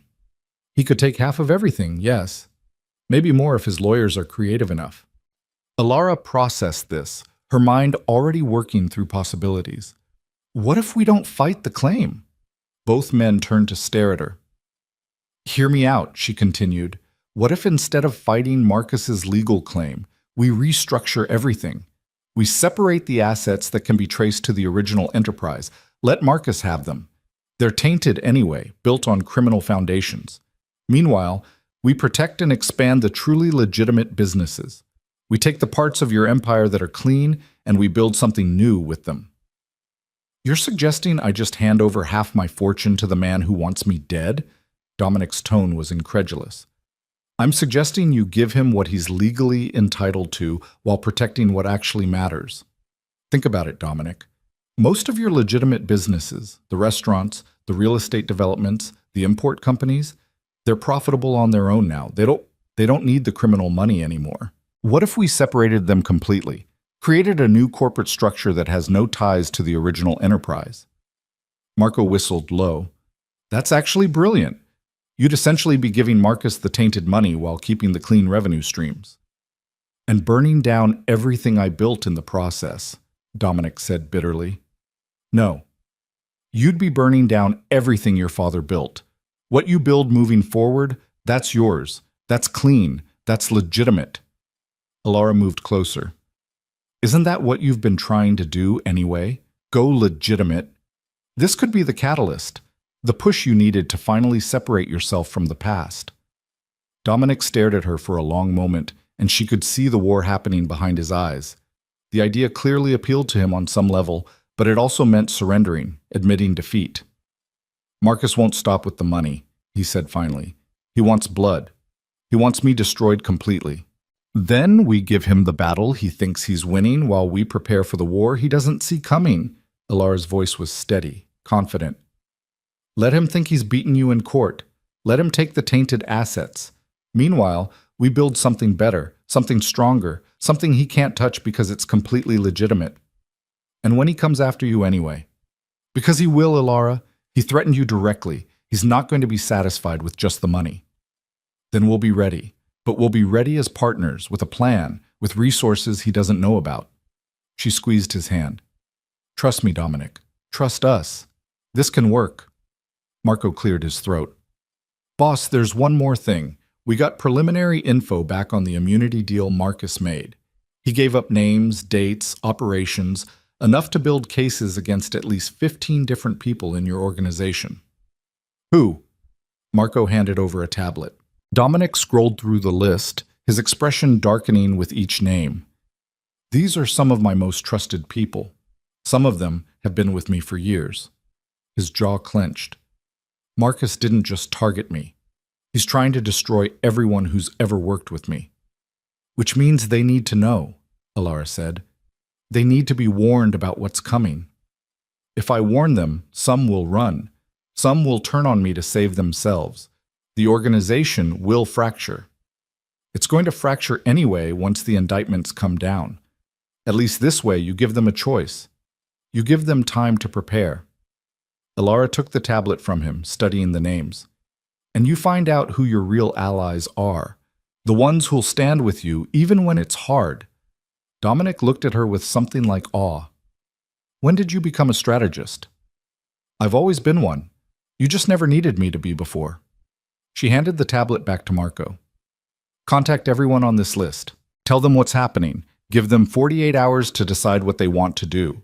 The ones who stay, we protect them. We use every legal resource we have to fight their cases. The ones who run, we let them go. And the ones who turn on us? Marco asked. We prepare for that too, but we don't retaliate. We stay clean. Alara met Dominic's eyes. No matter what, we stay clean. The weight of that statement settled over the room. Dominic nodded slowly, and Alara saw the decision crystallize in his expression. Do it, he told Marco. Contact everyone. Set up a meeting for tonight at the warehouse. I'll explain the situation personally. And Tommy Chen? Marco asked carefully. Dominic's expression softened with genuine sorrow. I'll tell him about his sister. Then I'll give him the same choice I'm giving everyone else. Stay and fight or walk away. Either way, I'll make sure Marcus pays for what he did to Lisa. Within the law, Alara reminded him gently. Within the law, Dominic agreed, though the words sounded like a vow. But justice doesn't always require my hands to deliver it. Sometimes the courts can do the work. After Marco left, Alara and Dominic stood alone in the conference room, the city sprawling beneath them through the floor-to-ceiling windows. I meant what I said to Marcus, Alara said quietly. You're not alone in this. Whatever comes next, we face it together. He's going to come after you. You understand that, right? Everything you said in there, every way you challenged him, you made yourself a target. I was already a target the moment I married you. At least now I know what I'm up against. She turned to face him fully. Tell me honestly, can we win this? Can we beat Marcus legally? Dominic considered the question carefully. Legally? It's going to be an uphill battle. His immunity deal gives him protection, and his claim to the original assets has merit. But if we're smart, if we restructure and separate the clean businesses from the tainted ones, we can salvage something. We might lose half of what I've built, but we'd keep the parts that matter. And the criminal indictments against your people? Those are harder. Marcus gave them real evidence, real testimony. Some of those cases will stick. People are going to prison, Alara. Good people who trusted me, who worked for me, they're going to pay for crimes they committed in service to my empire. The guilt in his voice was palpable.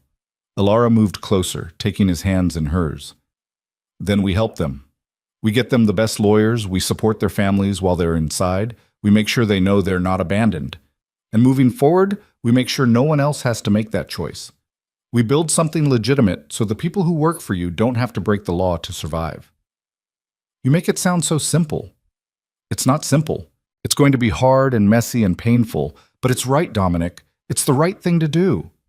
He pulled her into his arms, resting his chin on top of her head. I don't know how I got so lucky to find you. You didn't find me. I found you, remember? I was the one who asked you out first. A huffed laugh escaped him. You were relentless. I didn't stand a chance. No, you didn't. She pulled back to look up at him. And you don't stand a chance now either. I'm not going anywhere, no matter how dangerous this gets. So you'd better get used to having a partner in all of this. A partner who's smarter than I am, apparently. Well, someone has to be. The attempted levity fell flat in the gravity of the moment. What do we do now? Now? Now we go talk to Tommy Chen. We tell him his sister is dead. We give him the truth and let him decide what he wants to do with it. Dominic's expression was bleak. And then we prepare for tonight's meeting. We tell my people that their lives are about to implode because I wasn't careful enough, wasn't smart enough to see Marcus's revenge coming. Stop, Alara said firmly. Stop blaming yourself. Marcus chose this path. He chose revenge over everything else. His actions are his own. But the consequences fall on everyone around me. Then we help them bear those consequences. Together. She squeezed his hands. Come on. Let's go talk to Tommy. The sooner we do this, the sooner we can start figuring out our next move. The drive back to the warehouse was silent, both of them lost in their own thoughts. Alara watched the city pass by, thinking about everything that had changed in the past 24 hours. Yesterday morning, she'd been planning to leave, to escape the suffocating silence of her marriage. Now she was planning legal strategies and corporate restructuring to fight a ghost from her husband's past. Life moved fast in Dominic's world. She was learning to move with it. Tommy Chen was exactly where they'd left him, though someone had brought him coffee and removed the zip ties. He looked up when they entered, hope and fear warring in his expression. "Mr. Vale, Mrs. Vale, did you find anything about Lisa?" Dominic sat down across from him, and Alara watched her husband struggle to find the right words. "Tommy," he finally said, his voice gentle. "I'm sorry. We found Lisa." The hope in Tommy's eyes blazed brighter. "Where is she? Can I see her? Is she okay?" "No, son. She's not okay. Dominic's voice cracked slightly. "She's gone. The police found her body 3 weeks ago. Dental records confirmed it this morning. Your sister has been dead for about 2 months." The color drained from Tommy's face. For a long moment, he just stared at Dominic like he was speaking a foreign language. Then understanding crashed over him like a wave. No, that's not. They let me talk to her. I heard her voice. She was alive. They were lying to you," Alara said softly. "They kept you believing she was alive so you'd keep cooperating. I'm so sorry, Tommy." A sound escaped Tommy's throat, something between a sob and a scream. His hands came up to grip his hair, his entire body starting to shake. "I gave them everything they asked for. I betrayed you, I put Mrs. Vale in danger, I destroyed my own integrity, all to save her. And she was already dead?" His voice rose to a shout. "She was already dead and they made me keep believing, keep hoping, keep destroying myself for nothing?" "Not for nothing," Dominic said quietly. "You did it because you loved your sister, because you would have done anything to save her. That's not nothing, Tommy. That's everything." "But it didn't matter. She died anyway. She died and I didn't even know. Didn't even get to say goodbye. He broke down completely, sobs racking his entire frame. Alara felt tears burning in her own eyes. She'd never met Lisa Chen, but the waste of it all, the cruelty of Marcus's manipulation, made her throat tight with rage and sorrow. Dominic let Tommy cry, didn't rush him or try to comfort him with empty platitudes. He just sat there, bearing witness to the young man's grief, until the sobs finally subsided into hiccuping breaths. "What happens now?" Tommy asked eventually, his voice raw. "What happens to me?" "That's your choice," Dominic said. "You can walk away. I'll give you enough money to start over somewhere else, and you never have to think about any of this again. Or you can stay. You can help me bring down the man who killed your sister. You can make sure Marcus Castellano pays for what he did." Tommy's eyes, red-rimmed and swollen, sharpened with sudden focus. "Marcus Castellano did this? Your uncle?" "Yes." "And you're going after him?" "Within the law, yes. We're going to dismantle his operation, expose his crimes, make sure he faces justice for everything he's done, including murdering your sister." Tommy wiped his eyes with the back of his hand. "What would you need me to do?" "Keep feeding him information, but this time you feed him what I want him to know. You become my inside line to his operation. It's dangerous, Tommy. If he figures out you've turned on him, he'll kill you. But if you're willing to take that risk, I'm willing." The words came out fierce and immediate. "He killed Lisa. He made me destroy everything good in my life for nothing. I want him to pay. I want him to hurt the way I'm hurting." Dominic nodded slowly.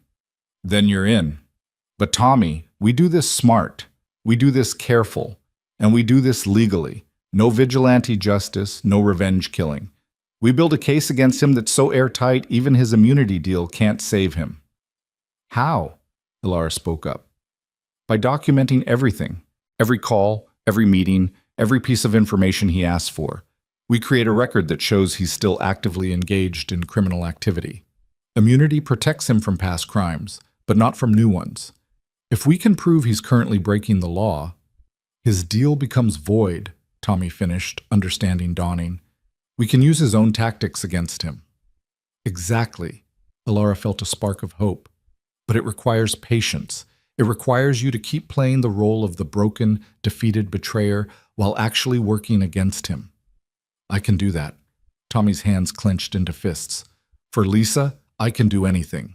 The warehouse meeting that night drew every major player in Dominic's organization, a gathering that under normal circumstances would have been impossibly dangerous. 37 people crowded into the main floor, their faces reflecting various degrees of suspicion, fear, and loyalty. Alara stood at Dominic's side on a raised platform, acutely aware that she was the only woman in the room and that most of these men had no idea why she was there. Marco had positioned security at every entrance, but the real threat wasn't external. It was the possibility that one of these trusted faces was feeding Marcus information beyond Tommy's coerced betrayal. Dominic waited until the murmuring died down, his presence alone enough to command silence. When he spoke, his voice carried to every corner of the vast space. Thank you all for coming on short notice. What I'm about to tell you will change everything we've built together. Some of you will choose to walk away after tonight, and I won't hold it against you. But you all deserve to know the truth about what's coming. He paused, letting the weight of those words settle. 15 years ago, my uncle Marcus Castellano was presumed dead. We mourned him. We believed he'd been killed by rivals. We were wrong. Marcus faked his death and has spent the past decade and a half building his own empire in the shadows. 3 months ago, he decided it was time for revenge. A ripple of shock moved through the crowd. Several men exchanged glances, while others leaned forward with sudden intensity. Revenge for what? Someone called out. 7 years ago, I killed his business partner, Vincent Moretti. Vincent was running a trafficking operation, children being sold like commodities. I gave him a chance to shut it down. He refused. So I ended it. I ended him. Marcus has decided that debt needs to be paid. Dominic's gaze swept across the assembled faces.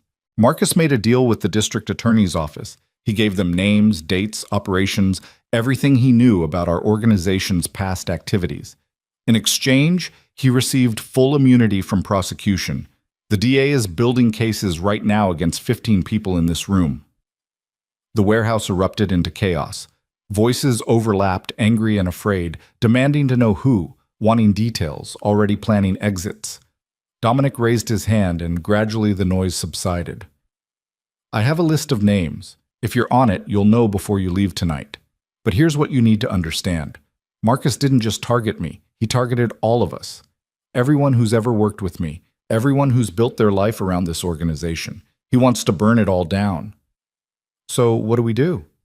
This from Vincent Russo, one of Dominic's longest-serving lieutenants. We can't just sit here and wait for the indictments to come down. No, we can't, which is why I'm giving each of you a choice.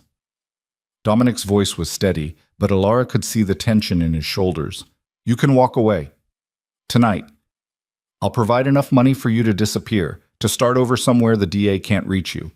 Or you can stay. You can fight this with me, using every legal resource available. I'll pay for the best lawyers money can buy. I'll support your families while you're dealing with the courts. But I won't lie to you, some of you will likely go to prison. And what about Marcus? Another voice demanded. We just let him get away with this? Alara stepped forward before Dominic could respond. The movement drew every eye in the room, and she felt the weight of their scrutiny. No, she said clearly, we don't let him get away with it, but we're not responding with violence. We're responding with strategy. Someone laughed, harsh and disbelieving. Strategy?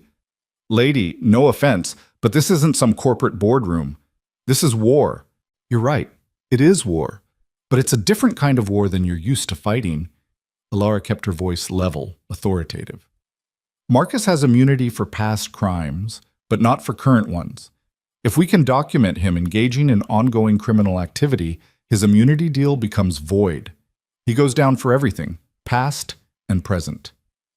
And how exactly do we do that? Russo asked, his tone skeptical but curious. We use the same tools he's using against us.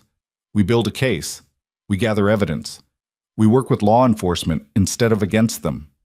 She glanced at Dominic, who nodded encouragement. My husband has spent the past 5 years trying to transition this organization into legitimate business. Most of you know that. What you might not know is that he's been successful. The restaurants, the real estate developments, the import companies, they're profitable on their own now. They don't need the criminal enterprises to survive. So what are you saying? Someone asked. We go straight, just like that? I'm saying we separate the clean from the tainted, Alara continued.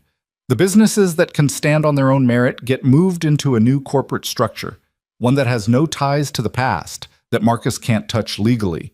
The rest, the operations that are still criminal, or that can be traced back to the original enterprise, those we let Marcus take. We give him what he's legally entitled to while protecting what actually matters. The warehouse erupted again, voices angry and disbelieving. Alara stood her ground, waiting for Dominic to restore order. "She's right," Dominic said, his voice cutting through the noise. "I've looked at the numbers. With the right restructuring, we can protect about 60% of the legitimate holdings. The other 40%, the parts that are still tied to criminal activity or that came from tainted money, those we sacrifice. We let Marcus have his legal victory while we build something better." "You're asking us to give up everything we've worked for," Russo said, but his tone was thoughtful now rather than angry. "I'm asking you to give up the parts that were built on a foundation of crime and keep the parts we've earned legitimately. I'm asking you to help me finish what I started 5 years ago, going clean." Dominic's hands gripped the railing in front of him. "I know that's not what some of you signed up for. I know some of you prefer the old ways. That's fine. Take the money I'm offering and go. No hard feelings. But for those who stay, we're doing this differently." A hand rose in the back. "What about the people already indicted? The ones Marcus named?" "We fight for them. Every single one. The best lawyers, the best defense strategies, everything we can do within the law. And if they still go down..." Dominic's voice roughened. "We take care of their families. We make sure they're supported while they're inside. We don't abandon our people just because things got hard." Alara watched the faces in the crowd, seeing the calculations happening behind their eyes. Fear and loyalty warring with self-preservation. These were men who'd built their lives in the shadows, who'd profited from the very activities that were now being used against them. Asking them to go legitimate was asking them to fundamentally change who they were. "I need to know tonight," Dominic said, "who's staying and who's going, because starting tomorrow, we begin the restructuring. Anyone who's not committed to going clean needs to be gone before that happens." The silence that followed was heavy with decision. Then Russo stepped forward. "I'm in. My kids are in college. My wife thinks I run a consulting firm. I've been wanting out of the dirty side for years. If you're offering a legitimate path forward, I'll take it."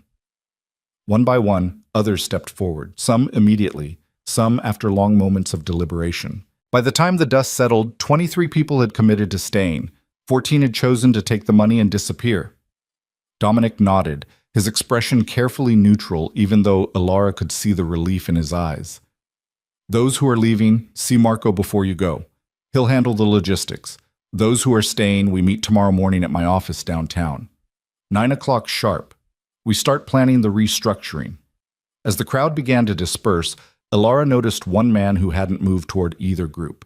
He stood apart, older than most of the others, with silver hair and a face carved by decades of hard living.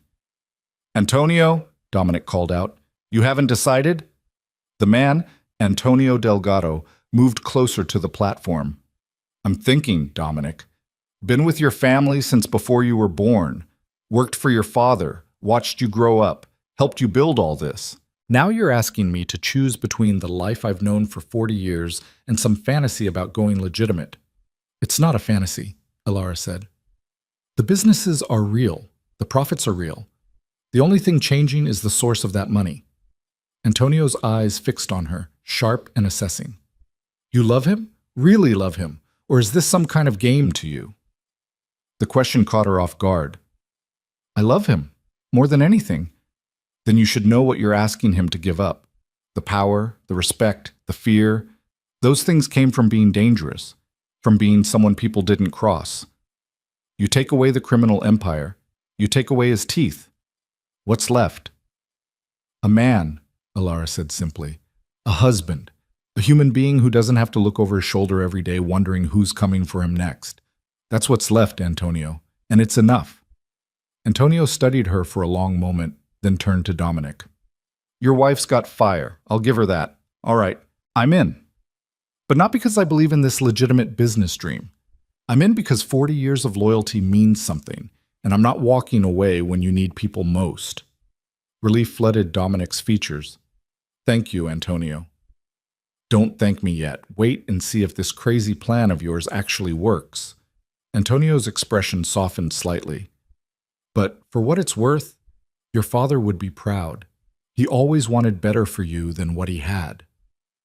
After the warehouse emptied, Dominic, Ilara, and Marco remained behind, the vast space suddenly feeling cavernous and cold.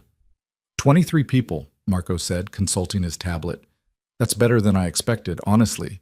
I thought we'd lose more. We still might, Dominic replied. Once the reality sets in, once the indictments actually come down, some of them will panic. We need to be ready for that. The ones who left, they'll be out of the country within 48 hours, Marco continued. I've got people arranging new identities, transportation, everything they need to disappear.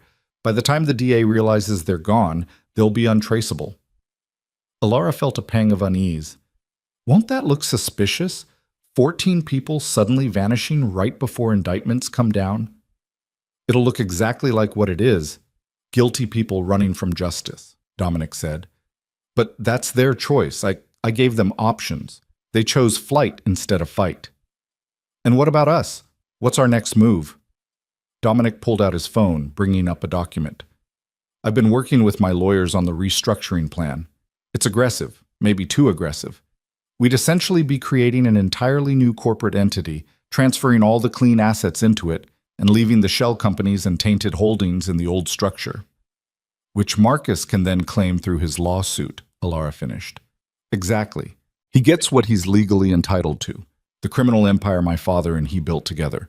But the legitimate businesses, the ones I've grown through actual work and legitimate means, those stay protected. Marco whistled. He's going to be furious. He wants to destroy you completely, and instead you're handing him a pile of worthless shell companies while keeping the real value. It's not entirely worthless, Dominic corrected. Some of those operations still generate significant revenue. He'll walk away with maybe $100 million in assets. But compared to what I'm protecting, over $400 million in legitimate holdings, it's a fraction. Ilara's head spun at the numbers. She'd known Dominic was wealthy, but hearing it laid out so starkly was staggering. And the lawyers think this will hold up in court?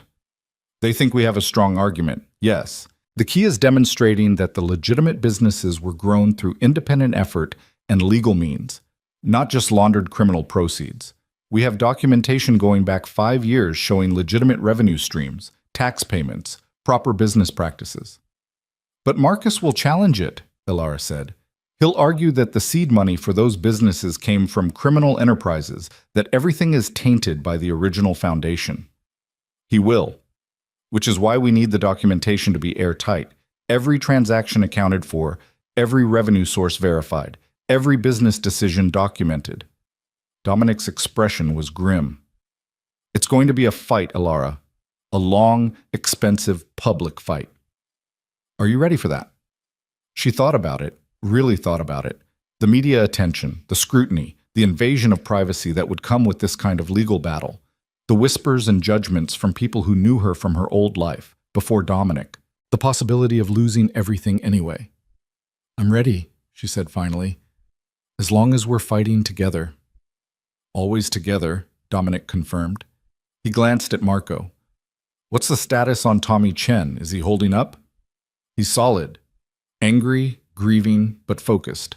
He had his first contact with Marcus's people this afternoon.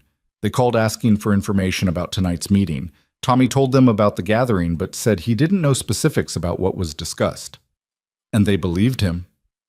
Seemed to. They're expecting another report from him in 48 hours. He'll tell them about the restructuring plan then, make it seem like he's still completely under their control. Dominic nodded slowly. Good. The longer we can keep Marcus thinking he's winning, the more rope we give him to hang himself. Ilara's phone buzzed. She glanced at it and felt her stomach drop. It's my Aunt Claire. She's asking if the rumors about you are true. What rumors? She's sending a link. Ilara clicked it, and her breath caught. It was a news article from one of the city's major outlets, posted just 30 minutes ago. The headline read, Local business mogul Dominic Vale linked to organized crime investigation. The article detailed Marcus's immunity deal, though it didn't name him specifically. It talked about ongoing federal investigations into Vale Industries and its connections to criminal enterprises. It quoted anonymous sources close to the investigation saying indictments were imminent. They leaked it. Dominic said, his voice flat. Marcus or someone in the DA's office. They leaked the whole thing to the press. Why? Alara felt panic rising. Why would they do that? To apply pressure. To make it public so I can't make it go away quietly. To destroy my reputation before the legal battle even begins. Dominic's jaw clenched. It's smart, actually. By the time this hits the morning news cycle, every legitimate business partner I have will be distancing themselves from me. Marco's phone started ringing. He answered, listened, then his expression darkened. Boss, we've got a problem. 3 of our biggest clients just pulled their contracts. The restaurant suppliers, the shipping company, and the commercial real estate partnership. They're all citing the news article and saying they can't be associated with ongoing criminal investigations. Of course they are. Dominic's laugh was bitter. Marcus timed this perfectly. He knew about the restructuring plan before we even announced it. Someone told him. The 3 of them exchanged glances. The uncomfortable truth hung in the air. There was still a leak somewhere in the organization, someone beyond Tommy who was feeding Marcus information. We need to find them, Marco said. Fast, before they can do more damage. How? Alara asked. How do we find someone when we don't even know who to suspect? Dominic was quiet for a moment, his mind clearly working through possibilities. We feed different information to different people. See what Marcus knows and work backwards. A canary trap, Alara said, the term coming from some half-remembered conversation with her father about investigation techniques. You give each suspect slightly different versions of the same story, then see which version gets back to Marcus. Exactly. We have 23 people who committed to staying. We divide them into small groups, tell each group a different detail about our plans. Whatever detail Marcus acts on, we know which group the leak came from. That could work, Marco said slowly, but it requires Marcus to act quickly, to respond to the information before he has time to cross-reference sources. So we make the information too good to ignore, Dominic replied. We tell each group about a different vulnerability, a different weakness in our restructuring plan. Marcus won't be able to resist exploiting it. Alara's mind was already racing ahead. What kind of vulnerabilities? Fake ones, strategic misdirection. Dominic began pacing, energy returning to his movements. We could tell one group that all our cash reserves are being moved to an offshore account tomorrow. Tell another group that the real estate portfolio is being transferred before the court order can stop it. Tell a third group that we're planning to flee the country. And whichever action Marcus takes, we know who told him, Alara finished. It's risky, Marco warned. If we're wrong, if there's more than one leak, we could end up exposing ourselves even more. We're already exposed, Dominic countered. Marcus leaked the investigation to the press. He's playing for public humiliation now, not just legal victory. So we need to know who we can trust and who we can't. This is the fastest way to find out. Alara's phone buzzed again. Another text from her aunt, this one more urgent. Dominic, Claire wants to know if I'm safe. She's asking if I want to come stay with her until this blows over. He turned to look at her, and she saw real fear in his eyes for the first time that night. Maybe you should. No.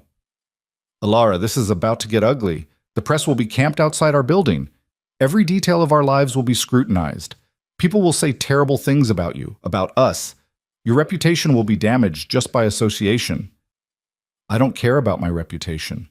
I care about you. About us. She moved to him, taking his hands firmly.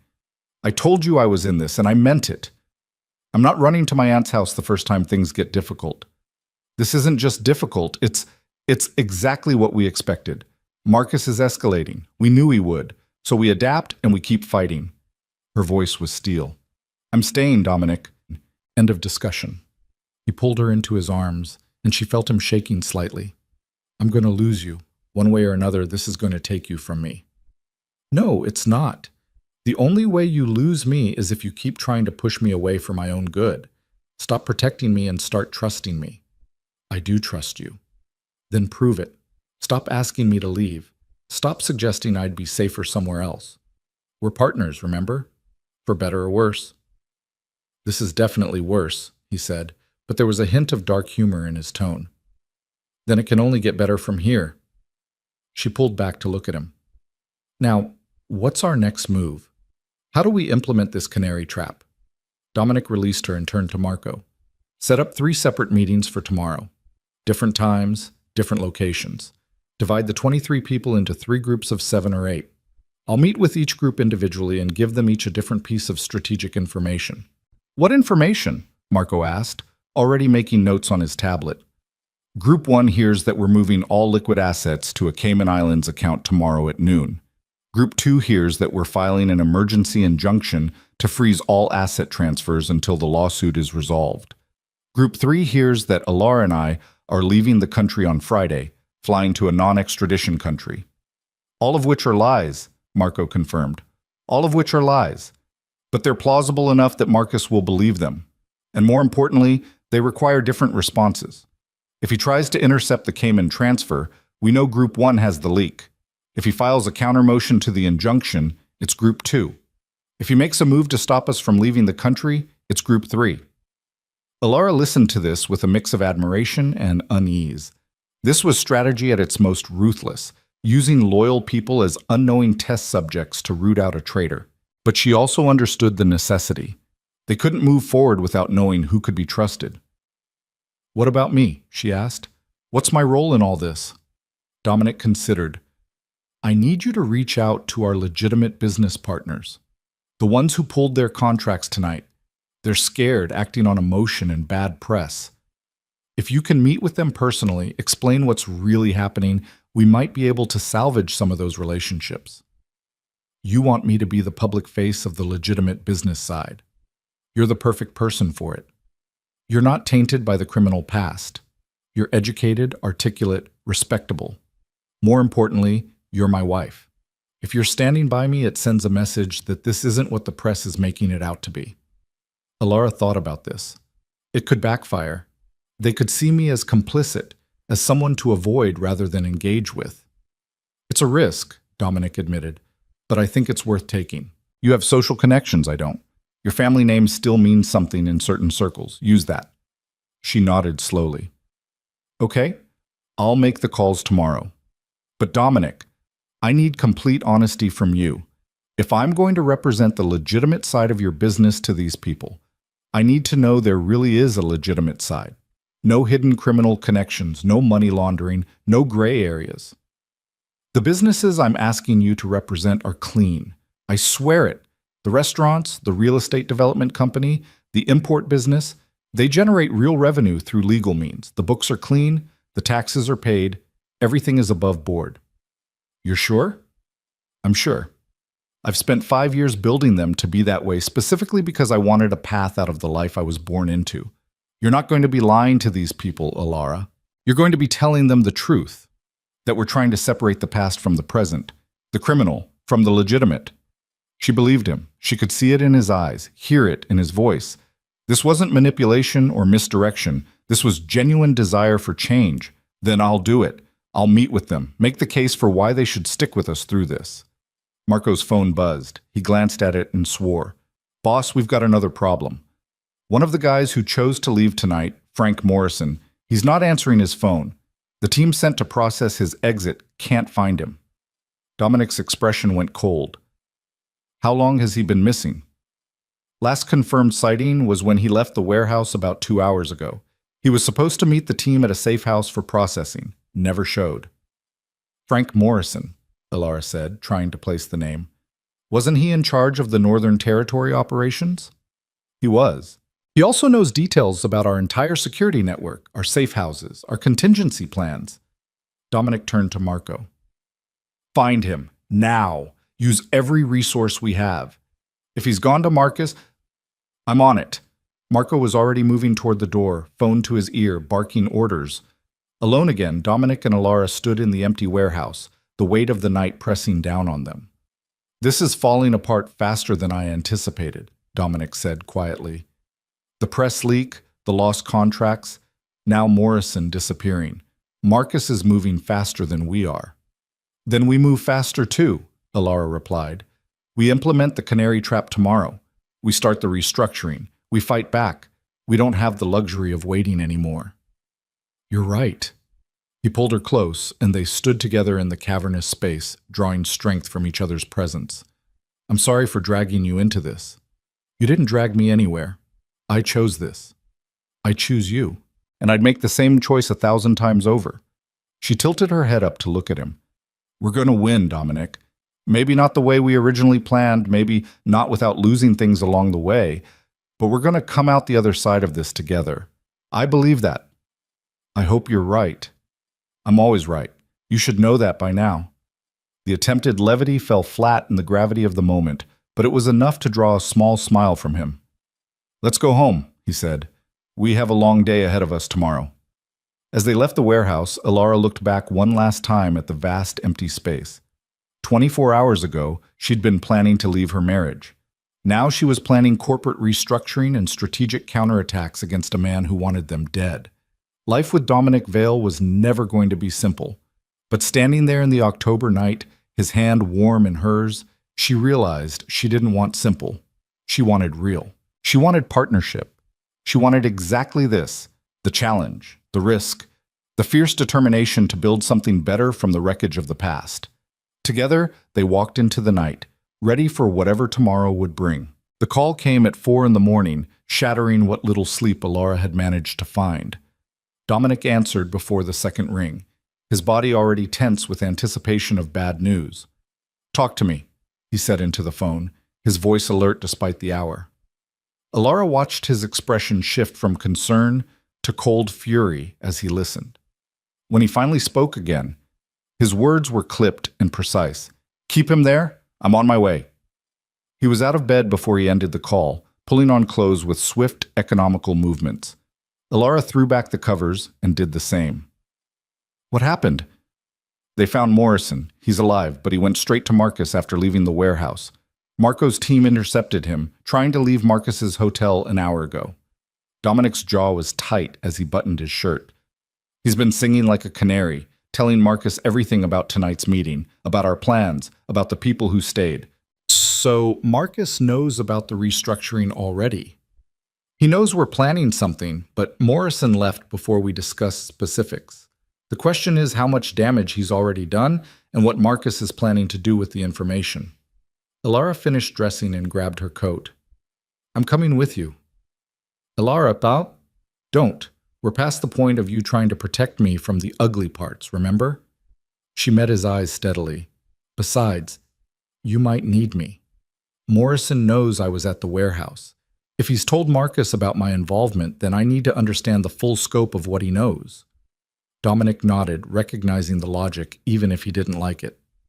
They left the penthouse together, Marco meeting them in the parking garage with the car already running. The drive took them to one of Dominic's legitimate properties, a storage facility on the outskirts of the city that served as both a real business and a convenient location for less public meetings. Marco led them through the maze of storage units to a small office in the back where Frank Morrison sat zip-tied to a chair, his face showing fresh bruises. Mr. Vale, Morrison said, attempting a smile that came out as more of a grimace. I can explain. I'm sure you can. The question is whether I want to hear it. Dominic circled the chair slowly, his presence filling the small room. You chose to leave tonight. I gave you money, resources, a clean exit. Instead, you went straight to my uncle and told him everything you knew. So start talking, Frank. What exactly did you tell Marcus? Morrison swallowed hard. He already knew about the meeting. He knew you were gathering everyone together. I just confirmed the details. Who showed up? Who decided to stay? Who decided to leave? What else? I told him you were planning some kind of restructuring, but I didn't know the details because you hadn't shared them yet. I told him your wife was involved, that she was the one pushing the legitimate business angle. Alara felt Dominic tense beside her, but his voice remained controlled. And what did Marcus say when you told him about my wife? He smiled, said it was perfect, that you'd handed him exactly what he needed. Morrison's eyes darted to Alara. I'm sorry, Mrs. Vale. I didn't mean to put you in danger. I was just trying to buy myself some insurance with Marcus, make myself valuable to him so he'd protect me when everything went down. How did Marcus even know to expect you? Alara asked. How did he know you'd be coming to him? Morrison hesitated, and Dominic's hand shot out, gripping the man's collar. Answer her. He's been cultivating me for months, Morrison admitted. Ever since you started talking about going legitimate, he's had people reaching out. offering me a place in his organization, promising protection from prosecution, better money. I resisted at first, but when you gave the ultimatum last night, stay and go clean or take the money and run, I realized I didn't want either option. I wanted to keep doing what I've always done, just with someone who wasn't trying to become a Boy Scout. So you betrayed 15 years of loyalty for what? A promise from a man you've never met? Dominic's voice was ice. A promise from a man who's beating you, Morrison shot back. Come on, Dominic. You're smart enough to see it. Marcus has you cornered. He's got the immunity deal, the press leak, the legal claim to your assets. You're trying to go legitimate right when the walls are closing in, and it makes you look weak. I made the smart play. Dominic released Morrison's collar and stepped back. For a long moment, he just stood there processing. Then he turned to Marco. What else did he tell them? According to our surveillance of the hotel, Morrison was inside for approximately 40 minutes, long enough to share everything he knew. Marco consulted his tablet. We've confirmed that Marcus made several phone calls after Morrison left. One to his lawyers, two to numbers we can't trace, and one to what we believe is a burner phone. The burner phone, Ilara said. That could be Tommy Chen's contact number. Marcus might be verifying Morrison's information, or giving Tommy new instructions based on what Morrison told him. Dominic turned back to the man in the chair. Did Marcus mention Tommy Chen or anyone else feeding him information? He didn't give me names, just said he had multiple sources inside your organization, that I was just one piece of a larger puzzle. Morrison's bravado was cracking now, fear seeping in around the edges. Look, I told you everything I know. What are you going to do with me? Dominic studied him for a long moment. That depends. Are you willing to fix what you broke? What do you mean? I mean, go back to Marcus. Tell him you've had second thoughts, that you're scared I might come after you for leaving. Tell him you want deeper protection, that you're willing to give him more information in exchange for guarantees. Dominic's eyes were cold. Become my double agent. Morrison laughed, a sound edged with hysteria. You're crazy. Marcus would see through that in a second. Not if you sell it right. You're already a traitor, Frank. Marcus believes you chose him over me. All you have to do is lean into that. Make him trust you enough to bring you deeper into his operation. And then you report everything back to me. And if he catches me, if he figures out I'm playing both sides, then you die. Probably painfully. Dominic's tone was matter of fact. But if you refuse to help me, you die anyway. At least this way you have a chance of walking away from this alive. The choice hung in the air, stark and terrible. Morrison's face went through a series of expressions: fear, calculation, resignation. What would you want me to find out? Everything.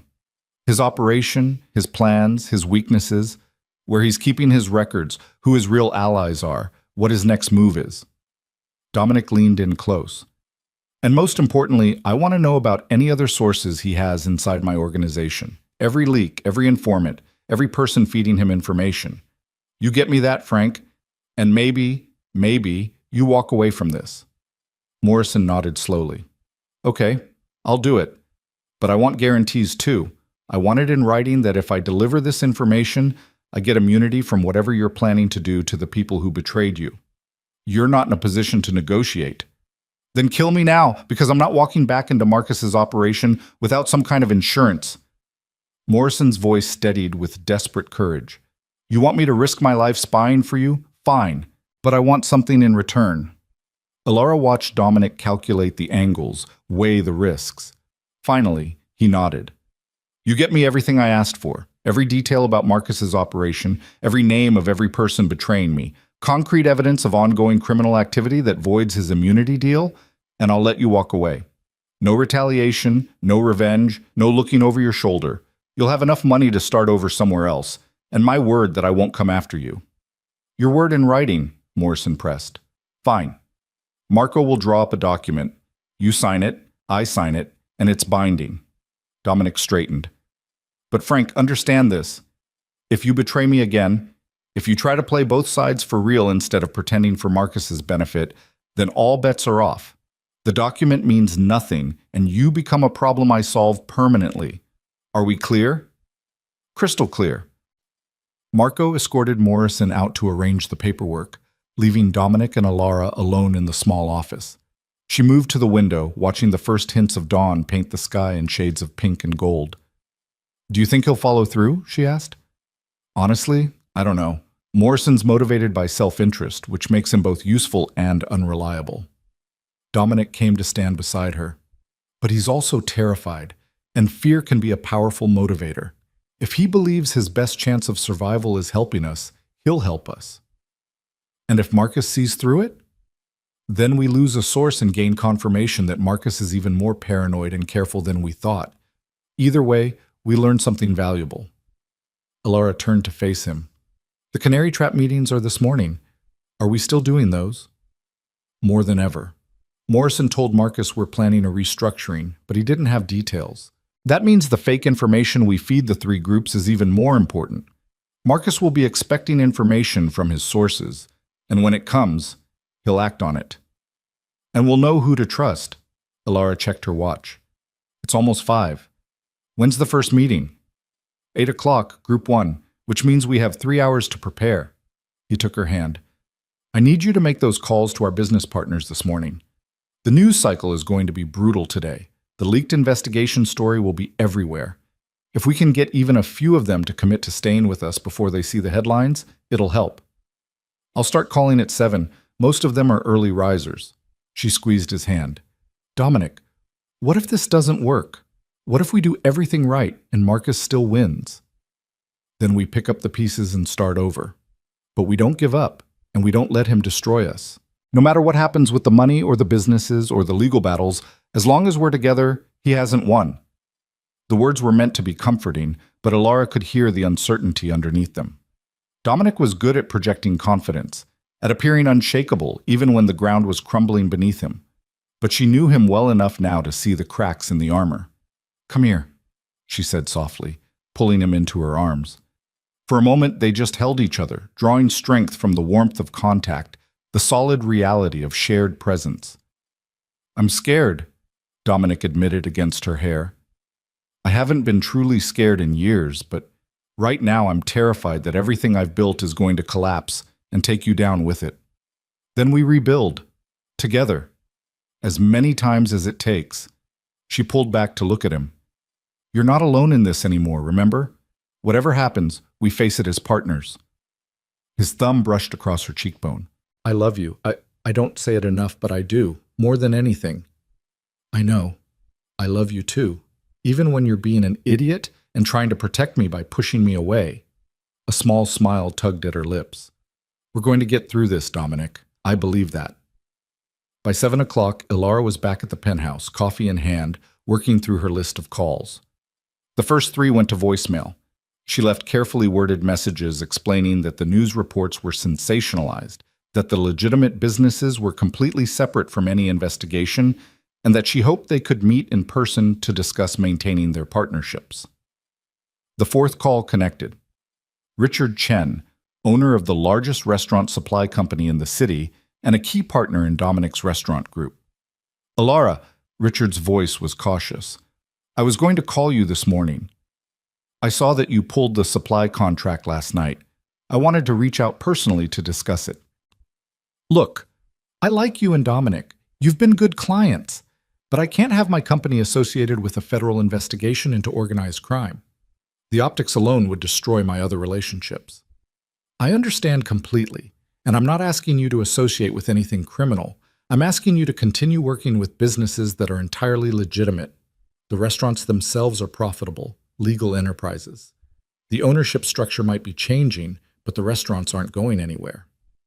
"Changing how?" Alara took a breath, knowing she was walking a fine line between transparency and oversharing. Dominic is in the process of restructuring his holdings. The legitimate businesses, including the restaurants you supply, are being moved into a completely separate corporate entity with no ties to anything under investigation. It's a clean break from the past. And you believe that will hold up legally? I've seen the documentation. The restaurants generate real revenue through legal means. They pay taxes, follow health codes, employ people legitimately. Whatever the investigation into Dominic's past uncovers, those businesses are clean. Richard was quiet for a moment. Why are you the one making this call? Why not Dominic? Because I'm going to be running those businesses moving forward. The restructuring puts me in charge of the legitimate holdings while Dominic deals with the legal issues surrounding his past activities. I wanted you to hear directly from me that your contract would be with me and my management team, not with anything connected to the investigation. You're taking over? I am, and I'm asking you to give me a chance to prove that we can maintain the same professional relationship we've always had, just under new management. Another pause. Then, send me the documentation, the new corporate structure, the financial statements, everything. I'll review it with my lawyers. If what you're saying is accurate, if the businesses really are separate and clean, then maybe we can work something out. Relief flooded through her. Thank you, Richard. I'll have everything to you by this afternoon. Don't thank me yet. I'm not promising anything except to look at the information. But Alara, his tone became more serious. If this turns out to be smoke and mirrors, if those businesses aren't as clean as you say, I'm gone for good. Understood? Understood. And I promise you, everything I've told you is the truth. She made 6 more calls over the next hour. 2 went to voicemail. 3 resulted in polite but firm refusals.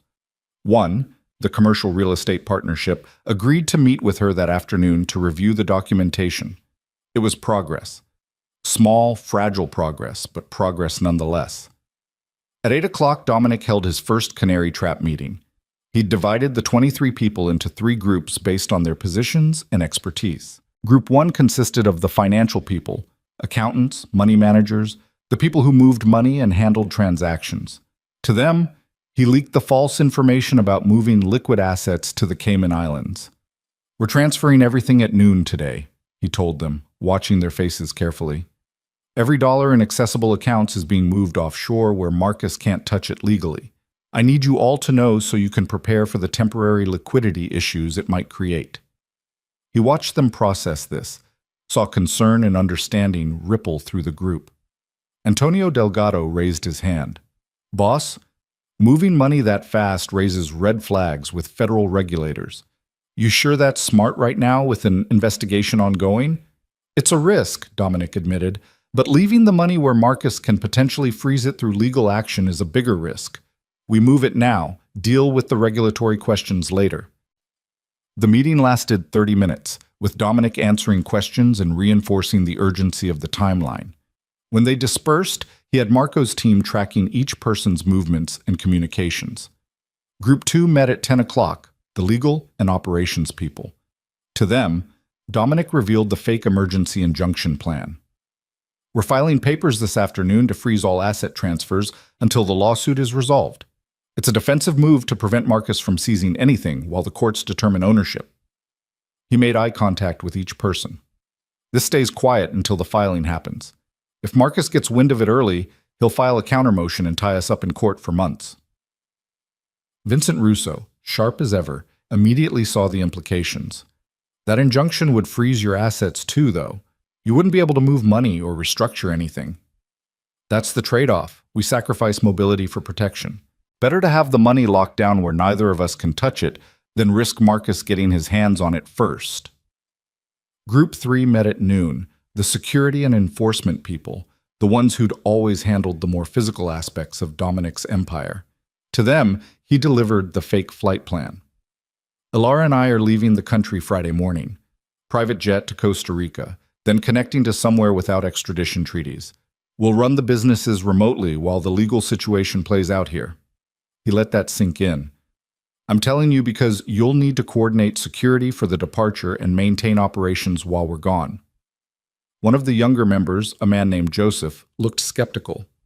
Boss, running isn't your style. Why now? Because my style is what got us into this mess, Dominic said bluntly. Standing and fighting works when you're dealing with rivals in the same world, but Marcus has the law on his side now. Sometimes the smart play is to remove yourself from the board until you can change the game. By the time the third meeting concluded, Dominic was exhausted. He found Ilara in his office, surrounded by documents and looking equally drained. How did it go? She asked.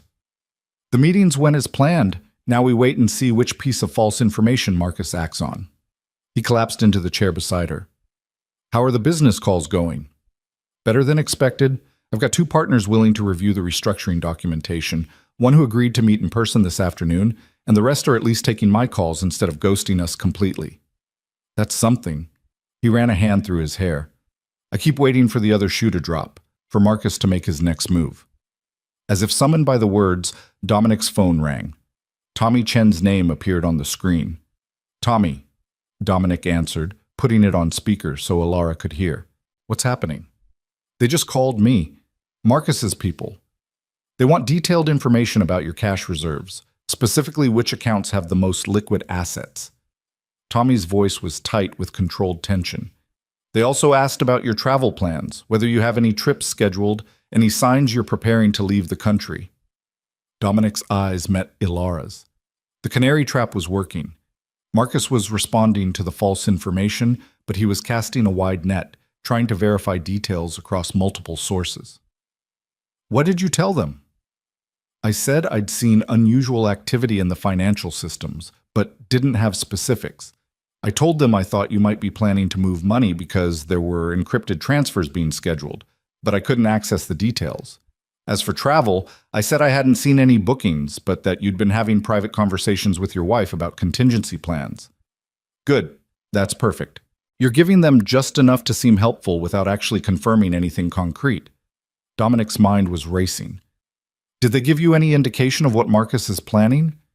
Not directly, but there was something else.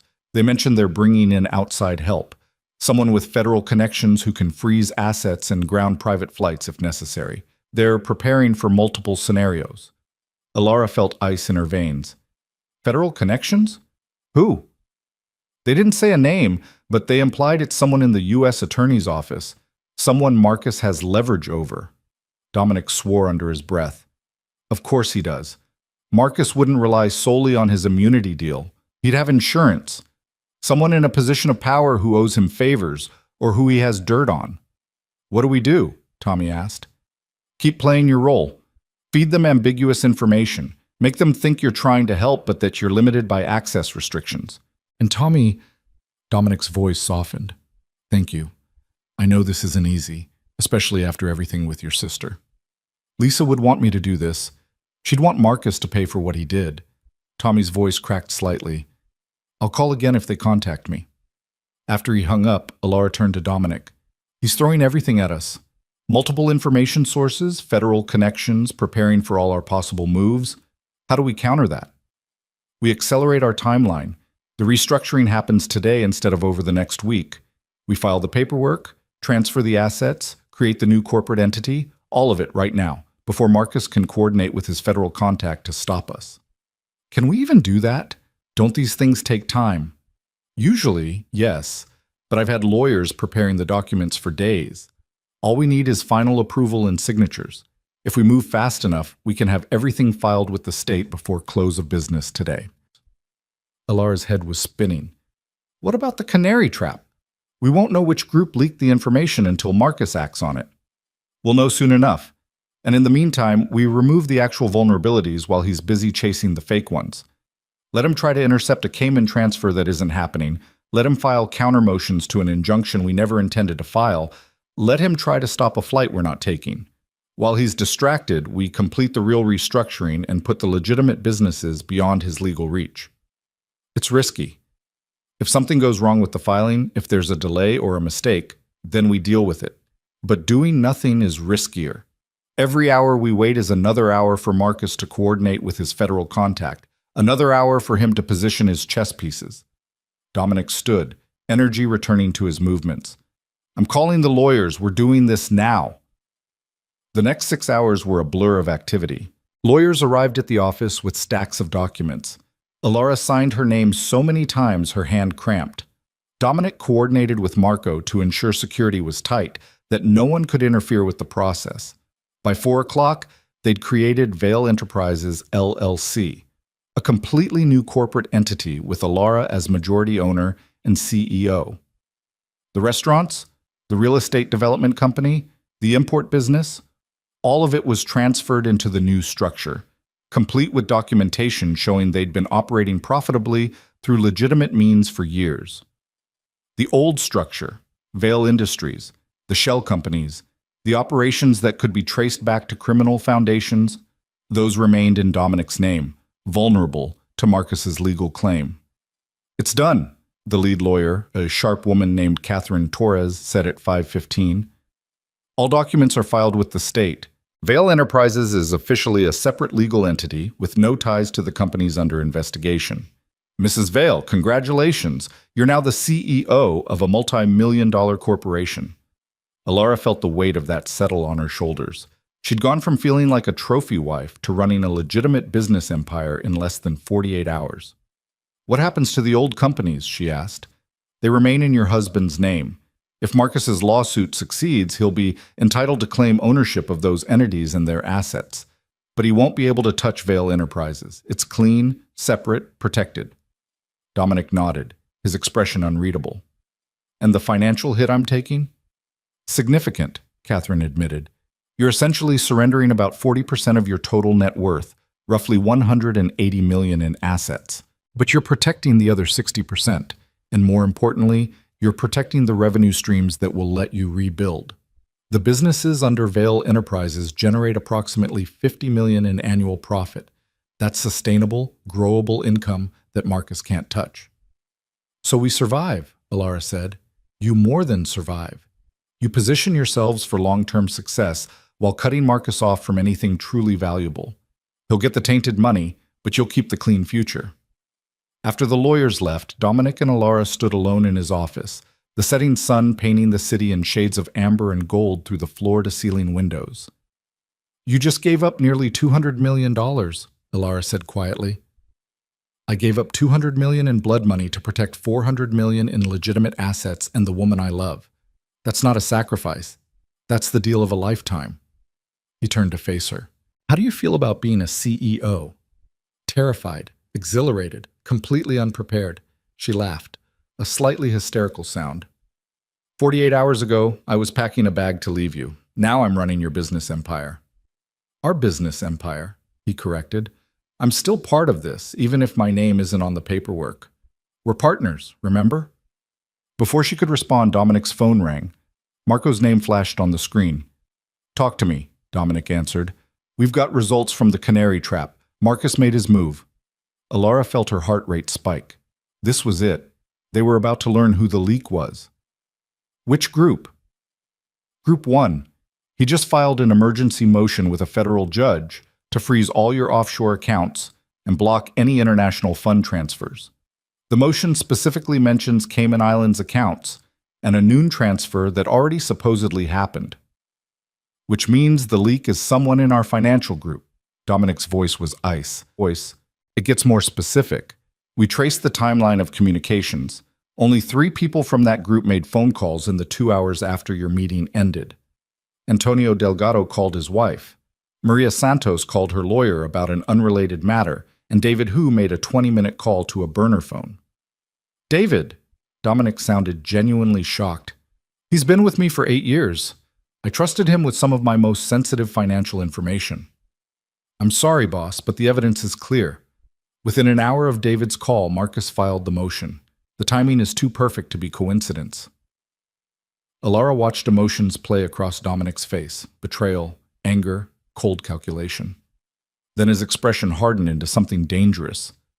"Where's David now?" "That's the thing. He's gone.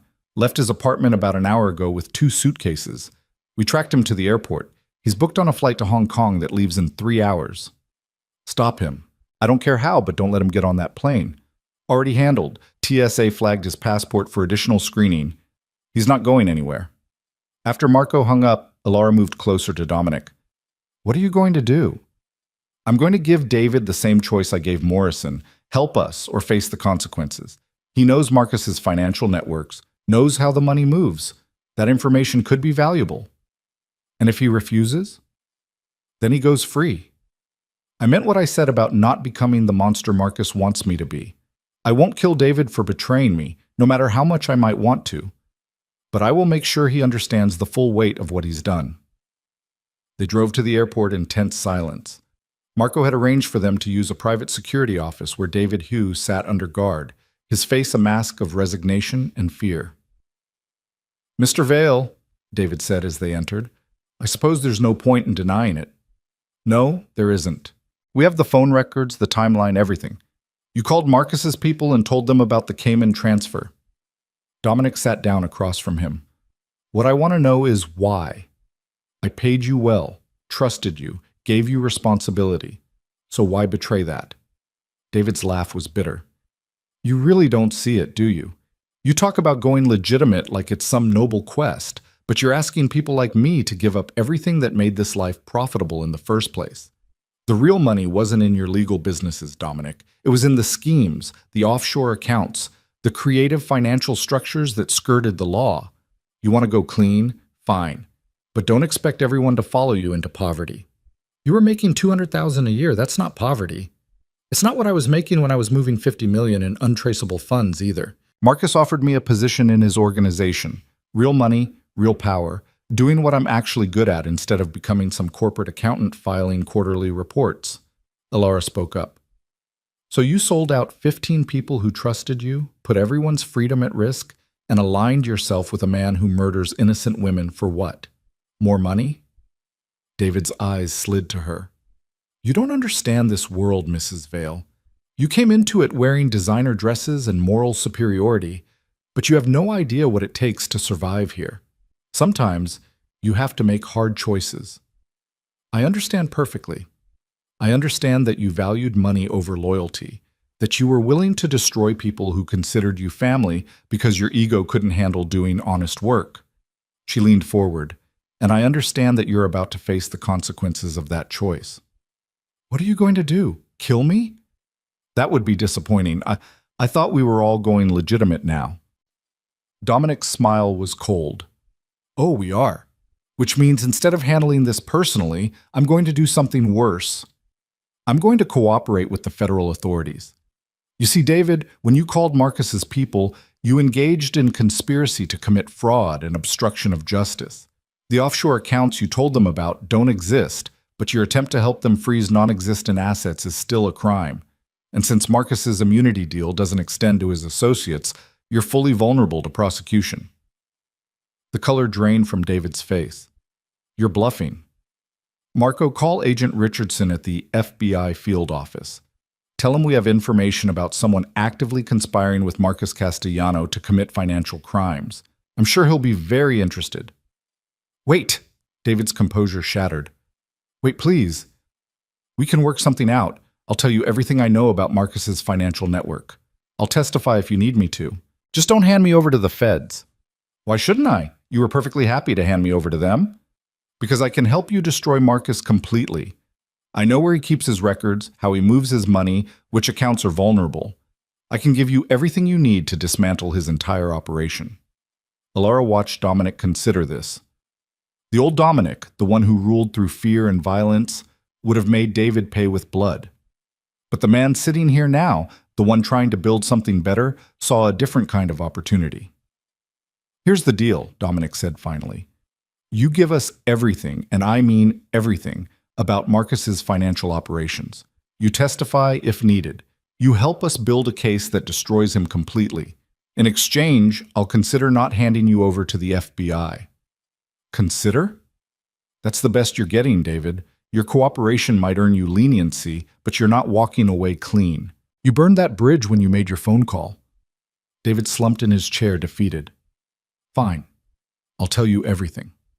For the next 3 hours, David spilled Marcus's financial secrets, offshore accounts in 7 different countries, shell companies layered so deep they seemed impenetrable, real estate holdings purchased through proxies, and most importantly, a safe deposit box in a private bank in Switzerland containing physical records of every criminal transaction Marcus had made in the past 15 years. He kept paper records? Alara asked, surprised. Marcus is old school. He doesn't trust digital systems, doesn't believe anything stored on a computer is truly secure. So he keeps handwritten ledgers, paper contracts, physical evidence of every deal. It's his insurance policy. If anyone ever turns on him, he has proof to bring them down too. Dominic leaned back, processing this. Can you get access to that box? Not directly, but I know the account number, the bank, and the security protocols. With the right leverage, You could potentially force the bank to open it. What kind of leverage? A court order from a Swiss judge. If you can prove that the box contains evidence of ongoing criminal activity, the Swiss authorities will cooperate. Their banking secrecy laws have exceptions for serious crimes. Alara felt a spark of hope. If we can get those records, we can prove Marcus's immunity deal was fraudulent. He claimed to have given the prosecutors everything, but if there are transactions and crimes he didn't disclose, his deal becomes void, Dominic finished. He loses his protection and becomes vulnerable to prosecution for everything. Exactly. And more than that, those records probably implicate other people, accomplices, partners, the federal contact he bragged about. We could bring down his entire network. Dominic stood, energy crackling through him. David, you just bought yourself a chance at survival. If this information pans out, if we can actually access those records, I'll keep the FBI off your back. But if you're lying, if this is some scheme to buy time, it's real. I swear on my life, it's real. Marcus showed me the box once, told me it was his guarantee that no one would ever truly betray him because he could destroy anyone who tried. David's voice was earnest now, desperate. Use it against him. Take everything he has the way he tried to take everything from you. By the time they left the airport, dawn was breaking again. Another night without sleep, another 24 hours of constant crisis management. But for the first time since Marcus had reappeared, Alara felt genuine hope. We can actually win this, she said as they drove back to the city. If we get those records, if we can prove Marcus has been lying to the prosecutors, we can end this completely. It's not going to be easy. Getting a Swiss court order requires evidence of serious crimes, and we can't access the box without the court order. It's a catch-22. Unless we use what David told us about Marcus's current operations, the accounts, the shell companies, the ongoing criminal activity, if we can document even a fraction of it, we can show a pattern of behavior that contradicts his immunity deal claims. That gives us grounds for the court order. Dominic glanced at her with admiration. You've gotten good at this. I've had excellent teachers. You, Marco, even Marcus in a twisted way. I'm learning how this world really works. She took his hand. But more than that, I'm learning that we can fight in it without becoming what we're fighting against. We're using legal tools, building cases, working within the system, even when it would be easier to work outside it. Easier and more dangerous. If I responded to Marcus with violence, he'd use it as proof that I haven't changed, that I'm still the criminal he claims I am. But if we beat him legally, if we dismantle his empire using the same tools he tried to use against us, we prove that change is possible, that someone can come from darkness and build something legitimate. Alara smiled. We prove that love and partnership are stronger than revenge and violence. They spent the next week building their case with methodical precision. Catherine Torres, their lawyer, worked with international legal experts to prepare the Swiss court filing. Tommy Chen continued feeding Marcus ambiguous information while documenting every request, every demand, creating a pattern of ongoing criminal activity. And Marco's team tracked Marcus's movements, his communications, his associates. The break came on day 9. One of Marco's surveillance teams captured video footage of Marcus meeting with Assistant U.S. Attorney William Brennan in a private club downtown. The meeting lasted 40 minutes, and afterward, Brennan was seen accepting an envelope from one of Marcus's men. That's our federal connection, Dominic said, watching the footage. Brennan has been Marcus's inside man in the prosecutor's office. That's how Marcus knew to time his immunity deal perfectly, how he knew which charges to focus on. Can we prove it? Alara asked. We can now. Marco pulled up financial records on his tablet. Brennan's been making regular deposits to an offshore account, $25,000 a month for the past 8 months. The deposits come from one of the shell companies David identified as belonging to Marcus. So Brennan is on Marcus's payroll while simultaneously handling the immunity deal and the investigation into Dominic's organization. That's not just conflict of interest, that's criminal corruption. Alara felt vindication surge through her. We have him. We have enough to make noise, Dominic corrected, but we need more. We need proof that Brennan actively sabotaged the investigation, that he steered it away from Marcus's current crimes and toward my past activities. We need to show a pattern of corruption, not just a single compromised meeting. Tommy Chen provided the missing piece 2 days later. Marcus's people had asked him to pass a message to Brennan through a specific channel, a burner phone drop at a predetermined location. Tommy, instead of simply making the drop, had Marco's tech team clone the phone and monitor all its communications. The messages revealed everything. Brennan feeding Marcus information about pending indictments, warning him when investigators were getting too close to his current operations, actively redirecting federal resources away from Marcus and toward Dominic's organization. It was comprehensive, systematic corruption. "This is it," Catherine Torres said, reviewing the evidence. "This is enough for the Swiss court order and enough to void Marcus's immunity deal. Once the prosecutors see that their own AUSA was compromised, that the deal was built on fraudulent information, they'll withdraw it immediately." "How long until we can file?" Dominic asked. "The Swiss paperwork needs another 48 hours to finalize. The corruption evidence against Brennan we can file tomorrow morning. I'd recommend hitting them simultaneously. File the criminal complaint against Brennan while requesting the Swiss court order. It creates a comprehensive picture of Marcus's ongoing criminal enterprise." Alara looked at Dominic.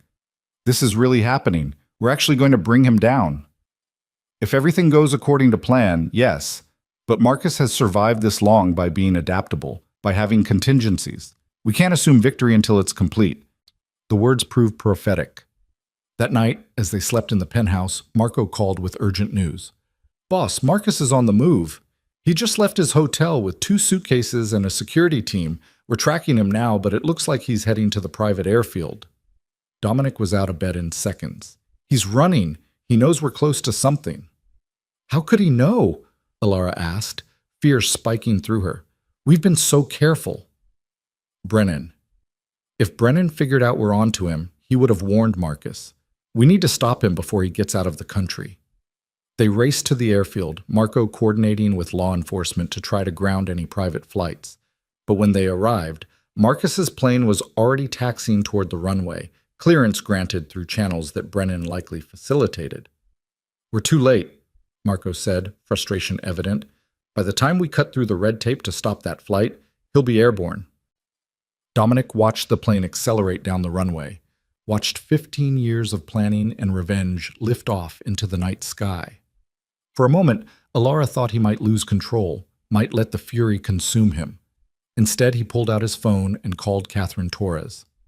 "File everything, the Swiss court order, the Brennan corruption charges, all of it. File it now, tonight, before Marcus can get ahead of us from wherever he's running to." "It's 2 a.m, Catherine protested. "Courts don't open until—" "Emergency filings exist for exactly this reason. We have evidence of an imminent threat, a corrupt federal official actively obstructing justice and a fleeing suspect. File everything as emergency motions. Wake up judges if you have to, but get those documents filed." Catherine, to her credit, didn't argue further. "I'll make it happen. Give me 3 hours." As they watched Marcus's plane disappear into the darkness, Alara took Dominic's hand. "He's running. That means we've won. He wouldn't run if he thought he could beat us."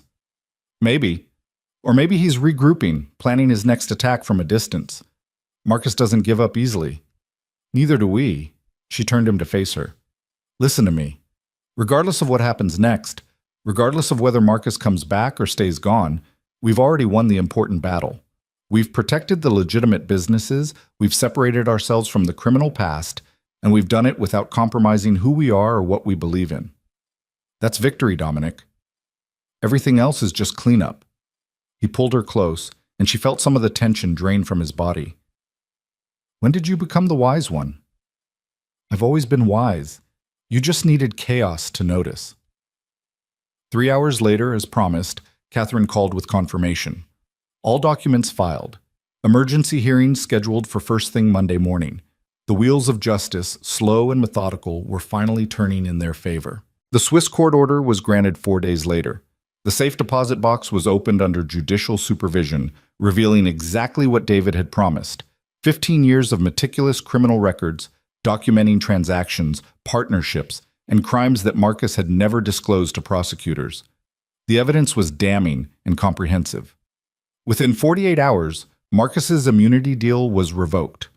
William Brennan was arrested on corruption charges, and warrants were issued for Marcus's arrest on multiple charges of fraud, conspiracy, corruption, and obstruction of justice.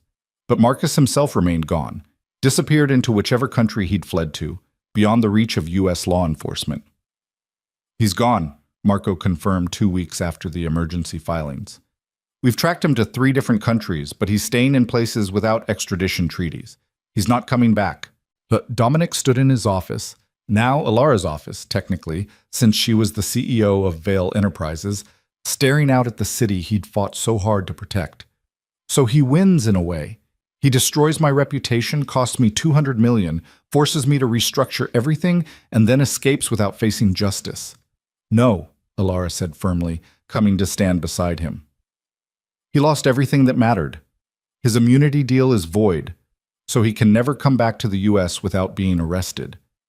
His financial empire is being seized and liquidated by federal authorities. Every person who worked with him is either cooperating with prosecutors or facing charges. And most importantly, he failed to destroy you. We're still here, still together, still building something better." Dominic turned to her, and she saw something new in his expression. Peace, maybe, or acceptance. "You're right. We won. Not the way I originally wanted, not with Marcus in a cell paying for his crimes. But we won the fights that mattered. And we have each other." That's what he never understood, that love and partnership make you stronger, not weaker. 3 months later, Vale Enterprises had stabilized and was growing steadily. Alara had proven to be a capable CEO, combining strategic thinking with genuine relationship building. Several of the partners who'd initially fled had returned, convinced by her leadership and the clean financial records that the company was exactly what she'd promised: legitimate, profitable, and entirely separate from Dominic's criminal past. Dominic himself had been largely cleared of criminal charges. With Brennan's corruption exposed and Marcus's immunity deal void, the prosecutors had reassessed their cases. Most of the charges against Dominic's former associates were either dropped or significantly reduced in exchange for testimony about Marcus's operations. Tommy Chen was working as a consultant for Vale Enterprises, having found purpose in helping build something legitimate in his sister's memory.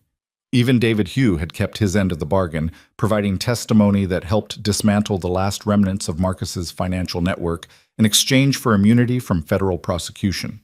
He'd left the country afterward, but he'd done what he'd promised. On a cold January evening, 6 months after Marcus had fled, Dominic and Alara stood on the penthouse balcony, watching snow fall over the city. The same balcony where this had all started, where Alara had tried to leave and Dominic had tried to push her away. "Sometimes I still can't believe we made it through," Alara said softly. "There were so many moments where everything could have fallen apart. But it didn't. We didn't let it." Dominic wrapped his arms around her from behind, resting his chin on top of her head. "You know what the strangest part is? I spent 15 years building an empire based on fear and control, and I thought that was power. But this, what we have now, what we built together, this is real power. The kind that doesn't require violence or threats, just partnership and trust." "And love," Alara added. "Don't forget love." "Never. Love is what made all of this possible." He turned her to face him. "I know I don't say it enough, but thank you. Thank you for not leaving when I gave you every reason to. Thank you for staying and fighting beside me. Thank you for believing we could build something better. You don't have to thank me for loving you, Dominic. It's not a favor or a service. It's just what I do." He kissed her then, soft and sweet and full of promise. When they finally pulled apart, snow had begun to accumulate on the balcony railing, painting everything white and clean. "What do you think Marcus is doing right now?" Alara asked. "Probably planning his next revenge scheme from whatever hole he's hiding in. Men like Marcus don't change. They don't grow. They just fester and plot. Do you think he'll ever come back? Try again?" "Maybe. Probably. But if he does, we'll be ready. And more importantly, we'll face it together." Alara leaned into him, feeling the solid warmth of his presence, the steady beat of his heart. 6 months ago, she'd been planning to leave, to escape the silence and distance that had made her marriage feel like a prison. Now that same marriage was the foundation of everything good in her life. They'd lost money, lost allies, lost the illusion of invulnerability. But they'd gained something far more valuable: true partnership, honest communication, and the knowledge that they could face anything as long as they faced it together. The penthouse, once a gilded cage of silence, had become a home. The empire, once built on fear, was being rebuilt on legitimacy. And the marriage, once strained to breaking, had been forged into something stronger than either of them had imagined possible. Hand in hand, Alara and Dominic Vale walked back inside, leaving the snow and the cold and the darkness behind. Whatever tomorrow brought, whatever challenges still waited in the shadows, they would face it the same way they'd faced everything else. Together, as equals, as partners, as two people who'd chosen each other and would keep choosing each other, no matter the cost. That was their victory. That was their triumph. And that was enough.